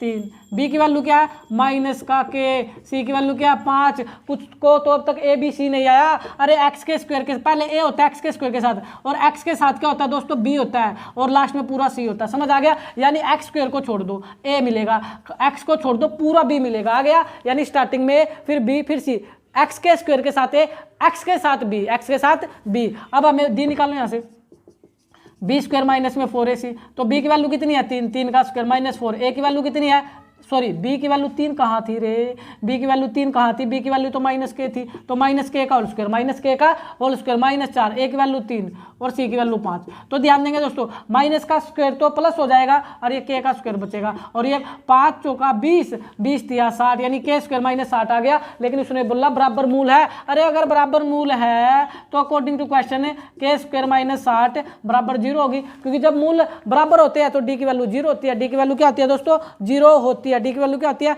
0 होती है। तो करो इसको, अब क्या करोगे के स्क्वायर, ये माइनस का उधर जाकर प्लस का हो जाएगा, और ये स्क्वायर उधर क्या हो जाएगा रूट, और जब रूट जाता है ना, ओहो सॉरी भाई, सॉरी दोस्तों, पहले अलग अलग एक का कंसेप्ट करते हैं। ये माइनस उधर जाकर क्या हो गया प्लस हो गया, अब हमें क्या निकालना था तो 60, और ये स्क्वायर उधर जाकर रूट हो जाएगा, क्या हो जाएगा रूट हो जाएगा। जैसे ही रूट होगा ना तो के का आंसर प्लस माइनस हो में आता है, 2 में आता है ऑटोमेटिक आंसर, जब स्क्वायर उधर जाकर रूट बनता है तो आंसर प्लस माइनस आता है, क्या आता है आंसर प्लस माइनस आता है। अब इसको बाहर निकालना सीख लो, 60 60 60 60, तो क्या करोगे 60 के प्राइम फैक्टर कर लो, 15 चौके 60 होता है, यानी 2 तो बाहर आ जाएगा, 2 रूट 15 होगा आंसर, 2 रूट 15 होगा आंसर। बोलो आया समझ में नहीं आया, यानी 2 रूट 15 आपका राइट आंसर होगा दोस्तों, एक बार प्लस और एक बार माइनस में। अब जिसको रूट 60 नहीं आ रहा भाई वो सीख लो, और क्या होगा रूट 60 होगा वो सीख लो, 2 से काटोगे 30 दूनी 60, 2 से काटोगे 15 दूनी 30, 2 से काटोगे 3 सॉरी 2 से नहीं 3 से कटेगा, 3 पंजे 15, 5 एकम 5। मैंने तो बताया था रूट से बाहर निकलने के लिए पेयर बनना चाहिए, 2 का तो पेयर बन गया, यानी 2 तो निकल गया बाहर, ये तो हो गया आजाद, और ये आजाद नहीं हो पाए, ये बन गए 5 3 15, यानी 2 रूट 15 इस प्रकार आता है। यानी कोई भी संख्या रूट से बाहर निकालनी है तो प्राइम फैक्टर करो, पेयर बन गया तो बाहर निकल गया, नहीं बना तो रूट में रहने दो, सड़ने दो बेचारे को, आगे बढ़ो। क्वेश्चन नंबर 5 दोस्तों, समय के पास इतना समय नहीं है कि वो आपको समय दे, वो आपको समय दे, आप ही समय को समय दे दो, सीख लो भी टाइम है, आगे बढ़ो। Question number 5, x square minus 5x plus में 6 बराबर 0 के मूल निकालने। एक्स स्क्वायर माइनस में 5x प्लस में 6 बराबर में 0 के मूल निकालने।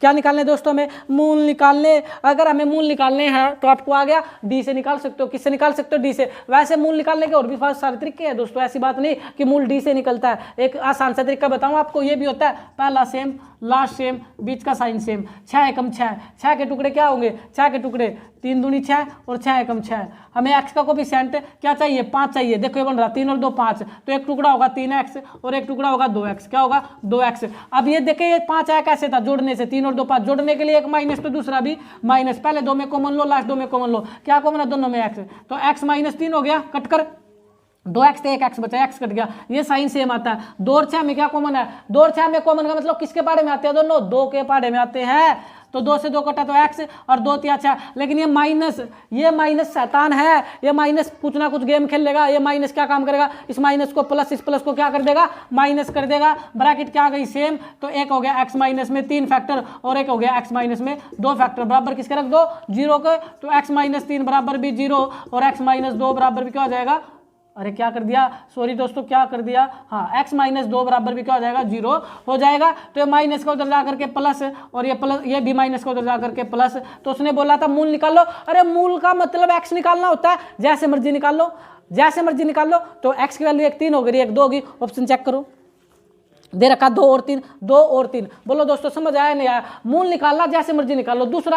दूसरा सदाबहार तरीका, मूल निकालने का मतलब विभक्तर डी याद, मूल से बताते डी याद आना चाहिए, क्या आना चाहिए, जो मर्जी कर लेना दोस्तों, मेरे को कोई दिक्कत नहीं, मैं दोनों बता रहा हूँ। यहाँ पर ए की वैल्यू बताओ कितनी है, ए की वैल्यू सर 1 है, बी की वैल्यू सर -5 है, सी की वैल्यू सर 6 है, सी की वैल्यू सर 6 है, ए की वैल्यू 1, बी की वैल्यू -5, सी की वैल्यू 6। समझ आ गया, मूल आते डी दिमाग में आना चाहिए, घंटी टक टन टन टन बजनी चाहिए, किसकी छुट्टी की घंटी, मजा आ जाता है। डी बराबर क्या होता है बी स्क्वायर माइनस में 4ac, तो बी की वैल्यू कितनी है -5, इसका होल स्क्वायर -4, ए की वैल्यू कितनी है 1 और सी की वैल्यू कितनी है 6, तो माइनस का स्क्वायर प्लस 5 का स्क्वायर 25, 6 चौका 24, 25 में 24 गया 1, डी 1 आ गया। क्या मूल निकलेंगे, बिल्कुल निकलेंगे, माइनस थोड़ी ना आया, अगर माइनस आता तो बोलते मूल नहीं निकलते, मूल निकालते किससे, द्विघाती फार्मूला याद करो, एक्स क्या था -b प्लस माइनस और वर्गमूल डी बटे 2 है, ये फार्मूला था। रख दो इसमें वैल्यू माइनस बी बेचारा पहले माइनस था, एक माइनस है तो प्लस का आएगा, प्लस माइनस वर्गमूल डी 1 था, 2 है, ए की वैल्यू 1 है तो 2 एकम 2, 2 एकम 2 तो 5 प्लस माइनस रूट 1 तो रूट 1 का 1 का रूट 1 ही होता है तो बाहर निकल जाएगा और नीचे 2। तो इसका क्या मतलब है, ध्यान देना, इसका मतलब है एक बार ट्रीटमेंट, एक बार ऑपरेशन प्लस लेकर कर दो इनका, और एक बार ऑपरेशन माइनस लेकर कर दो भाई, यही बोल रहा। 5 प्लस में 1 बटे में 2 तो 5 और 1 6 बटे 2, 2 3 6, समझ आ गया। एक बार तो प्लस लेकर ऑपरेशन कर दिया इनका, इसका एक बार प्लस लेकर ऑपरेशन कर दिया, एक बार माइनस लेकर कर दो यहाँ कर देता हूँ अगला स्टेप, बटे 2, 5 में से 1 गया 4 बटे 2, 2 3 6। तो देखो ये क्या कर दिया, 2 दूनी 4, सॉरी 2 दूनी 4, एक आंसर 2 और एक आंसर 3, यहाँ भी एक आंसर 2 और एक आंसर 3। बोलो भैया, अब आपको समझ आया होगा। तो मूल निकालने जैसे मर्जी निकाल लो, ये आप गुणनखंड विधि से मूल निकाले, ये द्विघाती सूत्र से निकाले, उसने ना थोड़ी ना बोला। ये 3 नंबर के लिए भी इंपॉर्टेंट है, ध्यान देना। मैं इतना टाइम क्यों खराब कराऊं, क्योंकि 3 नंबर में भी आता है दोस्तों। किस में आता है, 3 नंबर का क्वेश्चन था, 1 नंबर में भी आ जाता है, 3 में भी आ जाता है, इसलिए मैं इस पर थोड़ा टाइम लगा रहा हूं। यानी जब भी मूल निकालने हो ना, अगर मूल निकालने हैं तो डी से निकाल लो। किससे निकाल लो, डी से, पहले डी निकाल लो, फिर द्विघाती सूत्र से एक्स निकल ही जाएंगे, और नहीं तो आप डायरेक्टली निकाल सकते हो, जैसा आपका मन करे वैसे निकाल लेना। आगे बढ़ते हैं, चले भाई नेक्स्ट है दोस्तों आप लोगों का क्वेश्चन नंबर 6। क्वेश्चन नंबर 6 क्या पूछा आप लोगों से, ये पूछा हुआ कि 3x² माइनस में 4 रूट 3x प्लस में 4 इक्वल टू 0 के मूलों की प्रकृति क्या होगी। पहले आंसर क्वेश्चन लिखता हूँ, 3x² माइनस में 4 रूट 3x माइनस में 4 रूट 3x प्लस में 4 बराबर में 0। मूलों की प्रकृति पूछता है। मूलों की प्रकृति का मतलब ये है दोस्तों, मूल बराबर होंगे, मूल समान होंगे, मूल होंगे ही नहीं, तो डी निकालना दोस्तों। जब भी मूलों की प्रकृति पूछे, नेचर पूछे, नेचर ऑफ रूट्स पूछे तो दोस्तों आप समझ ही गए होंगे क्या निकालना। यानी आपको क्या निकालना पड़ेगा, क्या निकालना पड़ेगा भाई, डी निकालना पड़ेगा। तो डी निकाल लो दोस्तों, इसका तभी बता पाएंगे। ए की वैल्यू कितनी है 3, बी की वैल्यू कितनी है माइनस में 4 रूट 3, और सी की वैल्यू कितनी है 4, सी की वैल्यू कितनी है 4। चले अब काम करो दोस्तों, अब डी निकाल लो। डी क्या होता है, b² माइनस में 4ac, b² माइनस में 4ac।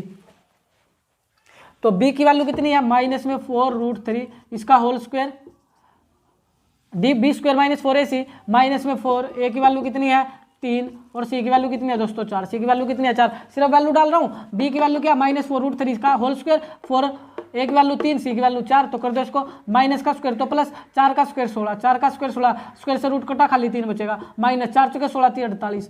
तो ये काटो 16 3 48, माइनस में 48, 48 में से 48 गई 0, डी बराबर 0 आ गया। तो मूलों की प्रकृति कैसी है, अगर डी का आंसर 0 आए तो मूल कैसे होते हैं दोस्तों, बराबर होते हैं, यानी समान मूल होंगे। कैसे मूल होंगे, नेचर क्या होगा, समान मूल होंगे दोस्तों। आंसर क्या आएगा, समान मूल। तो ऑप्शन जेक को क्या है इसमें दे रखा है, नहीं दे रखा, बिल्कुल वास्तविक मूल दे रखे। क्या भाई, एक सेकंड दोस्तों, इसने ऑप्शन पढ़ो, दो भिन्न और वास्तविक मिल, भिन्न तो हो ही नहीं सकते, तो कट गया। 2 बराबर मतलब समान का मतलब बराबर ही तो होता है, बराबर। तो कैसे मूल आएंगे, बराबर। और x की पावर 2 है तो 2 तो आएंगे, आप इतना तो समझ ही चुके हो। तो 2 बराबर मूल या 2 समान मूल, राइट आंसर यही होगा दोस्तों, 2 बराबर मूल या 2 समान वास्तविक मूल। अब एक शब्द और कंफ्यूज करा, वास्तविक क्या होता है, अभी बताया था वास्तविक का मतलब, यानी कुछ ना कुछ आंसर आएंगे। यानी डी की वैल्यू, वास्तविक मूल का मतलब होता है x के कुछ ना कुछ आंसर आएंगे, 2 भी हो सकता है, 4 भी हो सकता है। इमेजिनरी नंबर नहीं होते, अवास्तविक संख्या नहीं होते। यानी कुल मिलाकर के डी बराबर 0 है तो 2 बराबर मूल होंगे और समान मूल होंगे, यानी बराबर मूल होंगे। घुमा फिरा है, बस आप इस चीज को सीख लो। आगे बढ़ते हैं, क्वेश्चन नंबर 7 भाई। क्वेश्चन नंबर 7 तो कर ही चुके हैं, नहीं 7 नहीं सॉरी 6 क्या था। क्वेश्चन नंबर 7 को देखेंगे। के मान के लिए द्विघात समीकरण 2x² plus kx, 2x² plus में kx प्लस में kx प्लस में 3 बराबर 0, प्लस में 3 बराबर में 0 के दोनों मूल बराबर है, यह है। k का मान निकालना, सिंपल सा क्या निकालना, k का मान निकालना। तो इसने एक और बात बोली, मूल बराबर है, मूल का जिक्र आते डी निकाल लो पहले। तो a की वैल्यू कितनी है 2, बी की वैल्यू कितनी है दोस्तों k, सी की वैल्यू कितनी है 3। तो डी का फार्मूला सभी को पता लग गया, b² माइनस में 4ac। स्पीड बढ़ा रहा हूं दोस्तों क्योंकि अब देखो डी के बारे में अब तक बहुत सारी चीजें सीख चुके हैं। तो b की वैल्यू क्या k का स्क्वायर माइनस 4, a की वैल्यू कितनी है 2, सी की वैल्यू है 3। तो ये आ गया k² माइनस में 4 दूनी 8 या 24, ये आ गया। अब तो जानते हैं मूल बराबर है, तो एक जो k आया दोस्तों k² माइनस 24, सॉरी जो d आया ये किसके बराबर रखना पड़ेगा, 0 के। मूल बराबर थे तो इसको बराबर 0 रख दो। तो k², ये माइनस का उधर प्लस का, और ये रूट उधर जाकर क्या हो जाएगा, सॉरी स्क्वायर उधर जाकर रूट, और रूट होते ही आंसर क्या ले आएगा, प्लस माइनस। 24 को बाहर निकालो, 4 छीके 24, 4 तो बाहर निकल जाएगा, 4 का बाहर 2 निकलेगा, लेकिन बेचारा 6 अंदर पड़ा रहेगा, सड़ जाएगा। यानी के का आंसर आएंगे +-2√6। के का आंसर आएगा +-2√6, जिसको 24 बार निकालना नहीं आया प्राइम फैक्टर। 2 से काटो 12 दूनी 24, 2 से काटो 2 छिके 12, 2 से काटो 2 तिया 6, 3 एकम 3। पेड़ से बाहर पेड़ बन गया, वो तो रूट से बाहर निकलेगा, 2 का पेड़, लेकिन इनका पेड़ नहीं बन पाया, इसका नहीं बन पाया, तो 3 दूनी 6, 6 तो रह गया रूट के अंदर, 3 दूनी 6, इनका पेड़ नहीं, इसका पेड़ बन गया, तो ये बाहर आ गया। तो 2√6 इस प्रकार आता है। और ये प्लस माइनस कैसे आता है, ये स्क्वायर उधर जब रूट में जाता है तो प्लस माइनस आंसर ले आता है, प्लस माइनस आंसर ले आता है। समझ आ गया होगा। तो दोस्तों बड़ा ही अच्छा क्वेश्चन इस पर ही आएगा, वियुक्तर पर ही, क्वेश्चन मूलों पर ही आता है। मूल समान होंगे या समान होंगे दोस्तों, वो चीजें हम पढ़ना नहीं चाहते जो एग्जाम में आती है। पढ़ो इनको, आगे बढ़ो। क्वेश्चन नंबर 8 भाई, क्वेश्चन नंबर 8 बोला कि x² - 7x प्लस बराबर x² माइनस में 7x, x² माइनस में 7x प्लस में 12 बराबर में 0। इसके मूल पूछ रहा है आप लोगों से, तो इसके मूल बताने हैं दोस्तों आपको। x² - 7x प्लस 12 बराबर 0 के अभी थोड़ी देर पहले बताया था। मूल 2 तरीके से निकाल सकते हो, आप आज गुणनखंड विधि से और डी से भी। डी से थोड़ा लंबा पड़ता है, एक तरीका थोड़ा सा आसान है। पहला सेम, लास्ट सेम, बीच का साइन सेम। ये 3 नंबर की वीडियो डाल रखी है, उसमें पक्का कर सकते हो दोस्तों। आप आज गुणनखंड विधि से सिखा रखा अच्छे से। 12 इसका कोएफिशिएंट एकम, 12 एकम 12, 12 के टुकड़े क्या होंगे, 6 दूनी 12, 4 तिये 12 और 12 एकम 12। पहले बड़ा फिर छोटा लिखना। हमें 7 चाहिए, हमें क्या चाहिए 7। देखो 6 में से 2 गया, 6 और 2 8 नहीं आता, 4 और 3 7 आ गया। यानी एक फैक्टर होगा 4x और एक फैक्टर होगा 3x। ये 7 आया कैसे जोड़ने से, कैसे आया जोड़ने के लिए, एक माइनस तो दूसरा भी माइनस। पहले 2 में कॉमन, लास्ट 2 में कॉमन, क्या कॉमन है दोनों में x, तो ये x माइनस का 4 बचा। और ये साइन सेम आता है, ये साइन क्या आता है सेम, ये साइन सेम आता है। 3 और 12 में क्या कॉमन, 3 ही कॉमन। कॉमन का मतलब जो दोनों को भाग कर दे, जो दोनों को भाग कर दे तो 3 ही है दोस्तों। 3 से 3 भाग हो जाएगा, तो 3 से 3 कटा x और 3 चौके 12, 3 चौके 12। लेकिन ये बाहर माइनस, ये बाहर माइनस, तो इसका क्या गेमा करेंगे, इसका गेमा क्या करेंगे, माइनस जो माइनस है वाले को प्लस, प्लस वाले को क्या कर देता है माइनस। जब भी बाहर माइनस आए कान खड़े कर लेना, कान को खड़े कर लेना। तो एक ब्रैकेट आ गई x - 4 दोस्तों, एक ब्रैकेट सेम में से ली जाती है और एक फैक्टर इससे पहले वाला और एक इसके बाद वाला लिया जाता है। x माइनस में 3 बराबर में 0, तो x - 4 ये भी 0 के बराबर हो जाएगा और x - 3 ये भी 0 के बराबर। तो माइनस वाला उधर जाकर प्लस और माइनस वाला उधर जाकर के प्लस। दो आंसर आएंगे, एक 4 और एक 3 दोस्तों। दो आंसर आएंगे क्वेश्चन नंबर 8 के 4 और 3। ऑप्शन चेक करो, 4 और 3 दे रखे हैं। या तो आप गुणनखंड विधि से मूल निकाल लो, या दोस्तों डी से निकाल लो। डी से भी करा देता हूँ। a की वैल्यू कितनी है 1, b की वैल्यू कितनी है -7, c की वैल्यू कितनी है 12, डी निकालो। b² माइनस में 4ac, b की वैल्यू -7 का होल स्क्वायर माइनस 4, a की वैल्यू 1, c की वैल्यू 12, माइनस का स्क्वायर प्लस 7 7 49, 12 चौक 48, 12 चौक 48 1 आया। d कितना 1 आया, तो द्विघाती सूत्र लगाओ, जानते हैं सभी। माइनस में b प्लस माइनस वर्गमूल d बटे 2 है, डालो वैल्यू -b। ये तो पहले बेचारा माइनस का था और ये पहले माइनस, ये भी फार्मूले का माइनस तो प्लस हो गया, प्लस माइनस वर्गमूल d की वैल्यू 1, डी की वैल्यू 1, 2 है, ए 1 ही था तो 2 1 जा 2, खाली 2 ही आएगा। तो 7 प्लस माइनस, एक का रूट 1 ही होता है और बटे में 2, इसका ऑपरेशन करना पड़ेगा। एक बार प्लस लगाकर और एक बार माइनस लगा करके कर दो भाई। 7 प्लस में 1 बटे 2, 7 और 1 8 बटे 2, एक तो आंसर आ गया 4। एक बार तो प्लस लगाकर ऑपरेशन कर दिया, एक बार माइनस लगाकर कर दो, तो 7 में से 1 गया 6 बटे 2, 2 तिया 6, तो आंसर आएंगे 3 और 4, 3 और 4। बोलो दोस्तों, मूल जब खाली बोलेगी मूल निकाल लो, मर्जी है, आजाद हो, स्वतंत्र हो। अब आजा गुणनखंड विधि से निकाल लो या डी से निकाल लो। लेकिन जब 3 नंबर में आएगा और ये बोलते कि द्विघाती सूत्र से मूल निकाल लो, तो फिर आपको यही मेथड लगाना पड़ेगा। और आपसे बोले अब आजा गुणनखंड विधि से मूल निकाल लो, तो फिर आपको ये लगाना पड़ेगा। फिर आपको क्या कर देगा, फ्रीडम नहीं छोड़ेगा दोस्तों, फिर आपको उसके अकॉर्डिंग ही चलना पड़ेगा। चले भाई आगे बढ़ते हैं। क्वेश्चन नंबर 9 भाई, क्वेश्चन नंबर 9 देखिए क्या बोला हुआ है। 2x² - 2√3x - 3 बराबर 0 के मूलों की प्रकृति बतानी। मूलों की प्रकृति बताने का मतलब डी को चेक करना, डी निकालना पड़ेगा दोस्तों। 9 में 2x² माइनस में 2√3x और माइनस का 3 बराबर में 0, माइनस का 3 बराबर में 0। ए की वैल्यू कितनी है दोस्तों 2, बी की वैल्यू क्या है -2√3x। ध्यान देना, खाली x² को छोड़ दो a मिलेगा, खाली x को छोड़ दो तो पूरा b मिलेगा, और लास्ट वाला पूरा क्या होता है c होता है। कंफ्यूज मत हो जाना, d निकालो दोस्तों। b² माइनस में 4ac, b की वैल्यू कितनी है -2√3, इसका होल स्क्वायर -4, a की वैल्यू कितनी है 2, c की वैल्यू कितनी है -3। 2 साइन कटने आते इसलिए ब्रैकेट लगा दी लास्ट में भी। माइनस का स्क्वायर प्लस 2 का स्क्वायर 4 और स्क्वायर से रूट कटेगा, खाली 3 आएगा, माइनस माइनस माइनस प्लस 4 दूनी 8, 8 तिया 24, तो यहाँ 4 तिये 12, 4 तिये 12 प्लस में 24, तो 12 36, 12 और 24 36, 12 और 24 36। तो हमें निकालना क्या था, एक बार दोबारा देख लेता हूँ भाई। 9th के अंदर हमें, अच्छा मूलों की प्रकृति पूछा था। डी क्या आया, डी की वैल्यू आएगी एक से बड़ी आएगी तो मूल कैसे होंगे, असमान। तो असमान मूल होंगे दोस्तों, कैसे मूल आएंगे, मूलों की प्रकृति होगी असमान, 2 असमान मूल होंगे। ऑप्शन देख लो, 2 भिन्न भिन्न वास्तविक मूल, 2 भिन्न भिन्न, असमान का मतलब दोस्तों भिन्न भिन्न भी होता है, अलग अलग भी होता है, तो भिन्न भिन्न बोले या असमान मूल बोले। समझ आ गया होगा अच्छे से दोस्तों। नेक्स्ट बढ़ो फिर अगले में क्या पूछा आप लोगों से, क्वेश्चन नंबर 10 के अंदर भी वही। क्वेश्चन नंबर 10 को देखें, 10 में भी क्या पूछ रहा है कि निम्न से किस प्रकार की मूलों की प्रकृति, इसमें भी डी निकालना पड़ेगा दोस्तों। क्या निकालना पड़ेगा, डी। कर रहा हूँ मैं, हर एक क्वेश्चन को कर रहा हूँ आराम से। 2x² प्लस में 2√3x प्लस में 2√3x प्लस में 3 बराबर में 0, प्लस में 3 बराबर में 0। ए की वैल्यू कितनी है, 2। बी की वैल्यू क्या है, 2√3। सी की वैल्यू कितनी है, 3। सी की वैल्यू कितनी है, 3। तो यहाँ से डी निकाल लो। डी का फार्मूला सभी जानते हो, b² माइनस में 4ac होता है। बार बार लिखो ताकि पक्का हो जाए। तो बी की वैल्यू कितनी है, 2√3 इसका होल स्क्वायर माइनस में 4, ए की वैल्यू 2, सी की वैल्यू 3। तो 2 का देखिए, इसको भी सोल्व करना सीख लो दोस्तों, आप इसमें परेशान मत हो। 2√3 का होल स्क्वायर का मतलब होता है 2 का भी स्क्वायर और √3 का भी स्क्वायर, 2 का भी स्क्वायर √3, टोटल का स्क्वायर करना, 2 का भी √3 का भी, 2 का स्क्वायर 4, और स्क्वायर से कटेगा रूट तो खाली 3 आता है। रूट वाला जो रूट के अंदर होता है वो डबल नहीं हो पाता, क्योंकि इससे तो रूट कट जाता है। तो इसका सिंपल सा प्रोसेस आ गया, 2 दूनी 4 और 4 3 12, डायरेक्ट 12। अब बोलो आया, ऐसा में नहीं आया। 2 दूनी 4, 4 3 12, 4 दूनी 8 और 8 3 24। तो ये कितना बचा, -12। -12 आंसर माइनस आ गया। क्या मूलों का अस्तित्व है, मूलों की आप x निकाल पाओगे, नहीं। तो इसका आंसर होगा मूलों का अस्तित्व नहीं है, यानी मूल नहीं निकाल पाएंगे। तो कोई रूट नहीं है इसका आंसर दोस्तों 9th का। लेकिन दे रखा कहीं प्लस माइनस में गड़बड़ कर दी भाई। हाँ बिल्कुल दोस्तों, सी की वैल्यू क्या थी, ध्यान देंगे ना, सी 9th के अंदर -3 था ना भाई, सी की वैल्यू। अरे 9th देख रहा हूँ मैं, 10 देख रहा हूँ, बिल्कुल 10 था ना दोस्तों। तो कोई वास्तविक मूल नहीं, 10th क्वेश्चन था, मैं 9th की तरफ देख गया दोस्तों, सॉरी। 10th का आंसर होगा नहीं वाला, यानी 10th का आंसर है कोई वास्तविक मूल नहीं, क्योंकि आंसर डी आ गया, सी आएगा बिल्कुल, क्योंकि डी की वैल्यू माइनस आ गई। डी का आंसर माइनस आए तो हम किसी भी हालत में मूल नहीं निकाल पाएंगे, एक्स नहीं निकाल पाएंगे। तो ये भी आ गया आपके सामने, आगे बढ़ो।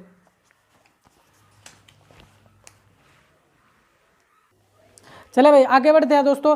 और शेयर में कंजूसी मत करो दोस्तों, ज़्यादा ज़्यादा इस वीडियो को भेजो दोस्तों। आप अगर आप ये जो वीडियो है इसके अंदर हम दोस्तों 40 नंबर के अंदर जो हम 40 का काम कर रहे थे दोस्तों, 40 नंबर के अंदर इसके अब हमें 2 या 3 वीडियो बनेंगी दोस्तों इसके अंदर, क्योंकि ज़्यादा लंबी करूँगा तो थोड़ा सी क्लैरिटी गिर जाएगी, इसलिए 2-3 पार्ट इसके करूँगा मैं दोस्तों। ठीक है, आज एक वीडियो आज डल जाएगी आप लोगों की। चले भाई 40 की बात, 40 नंबर में इस प्रकार 2-3 पार्ट बनेंगे आपके। तो वीडियो को ज़्यादा से ज़्यादा शेयर करें दोस्तों, एक भी बच्चे को मत छोड़े जिसका कॉन्टैक्ट हो। जो बच्चे हमारी वीडियो देख रहे हैं दोस्तों, उनकी तो ये जिम्मेदारी बनती है कि आप ज़्यादा से ज़्यादा शेयर करें। आप ज़्यादा से ज़्यादा शेयर करेंगे तो दोस्तों अच्छे से अच्छा हम भी पढ़ा पाएंगे। ये हमारे लिए क्या होगा, रेनफोर्समेंट होगी। क्या होगी, रेनफोर्समेंट होगी। आगे बढ़ो। क्वेश्चन नंबर 10 हो चुका था ना आप लोगों का भाई, कोई मूल वाला। ठीक है, क्वेश्चन नंबर 10 हो चुका था, क्वेश्चन नंबर 11 पर बात करेंगे। Question number 11, 6x² minus x minus 2 का वियोक्तर पूछ रहा है। 6x² माइनस में x माइनस में 2 का वियोक्तर पूछ रहा है। वियोक्तर का मतलब d पूछ रहा है, तो d तो आपको ही गया निकालना। गली का बच्चा जानता है a की वैल्यू 6, b की वैल्यू -1 है और c की वैल्यू -2 है। तो d क्या होगा, b² माइनस में 4ac। b की वैल्यू कितनी है, -1, इसका होल स्क्वायर -4। a की वैल्यू कितनी है, 6, और c की वैल्यू कितनी है, -2। माइनस में 1 का स्क्वायर 1, माइनस माइनस प्लस, 6 चौका 24 दूनी 48, 48 और 1 49, 48 और 1 49। तो ध्यान देंगे दोस्तों, 48 और 1 49। अब क्या काम करना है, अरे कुछ नहीं करना। डी तो पूछ रहा था, आंसर कितना गया, 49। क्या आ गया आंसर, 49 आ गया। वियोक्तरी तो पूछ रहा था, आंसर 49। नेक्स्ट बढ़ो क्वेश्चन नंबर 12 की तरफ। क्वेश्चन नंबर 12 में क्या बोला हुआ है, क्वेश्चन नंबर 12 में बोला हुआ है द्विघात समीकरण x + bx + c = 0 के लिए मूल वास्तविक होंगे। मूल कब वास्तविक होंगे, अच्छा क्वेश्चन आ गया, मूल कब वास्तविक होंगे। ध्यान देंगे दोस्तों, मूल कब वास्तविक होते हैं, 2 ही तो कंडीशन होती है। जब d बड़ा होता है 0 से तो भी वास्तविक मूल होते हैं, और जब बराबर होता है तो भी मूल वास्तविक होते हैं। 2 कंडीशन में आपका आंसर होता है, यानी डी। ये ऑप्शन चेक कर लो किसके अंदर है, आपका आंसर आपको पता लग जाएगा। यानी डी की तरफ 2 मुंह होने चाहिए, बराबर वाला निशान होना चाहिए। चेक करो, इसमें आप देख पा रहे हो डी है ही नहीं। अरे डी नहीं है तो क्या कंफ्यूज करो, डी का फार्मूला तो पता, b² माइनस 4ac। तो 2 मुंह हो रही है, अब चेक कर लो। तो देखो घुमा करके कैसे भी 1 नंबर में पूछ सकता है दोस्तों। है बात वही जो सिखा रहा था बार बार, मूल कब वास्तविक होंगे। मूल कब होते हैं, जब डी बड़ा होता है और बराबर होता है। तो बड़े का मतलब डी की तरफ 2 मुंह और बराबर का निशान, ये b² माइनस 4ac। ये ऑप्शन चेक करो, किस ये 2 मुंह डी की तरफ, यानी बी की तरफ 2 मुंह और ये बराबर का निशान, ओनली ऑप्शन नंबर 1 है। तो option number A is the right answer. आगे बढ़ो। चलो क्वेश्चन नंबर 13 दोस्तों, क्वेश्चन नंबर 13, तो 13 में क्या बोला 3x स्क्वायर,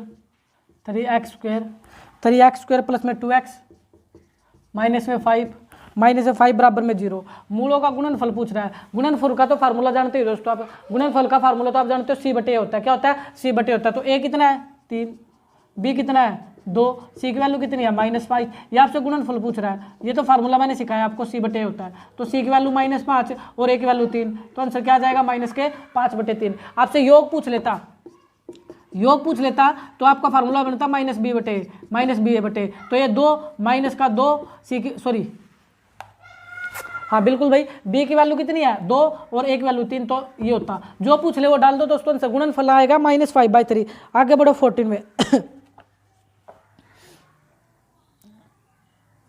चलो क्वेश्चन नंबर नेक्स्ट है दोस्तों 15। देखिए 15 में क्या बोला हुआ है 4x square minus ax plus 2, 4x square minus में ax प्लस में 2 बराबर में 0 का वियोक्ता d निकालना। तो a की वैल्यू 4, b की वैल्यू माइनस का a, c की वैल्यू 2। इसको चेक करता हूँ, -a ही है ना, हाँ बिल्कुल यही है। तो d निकाल दो,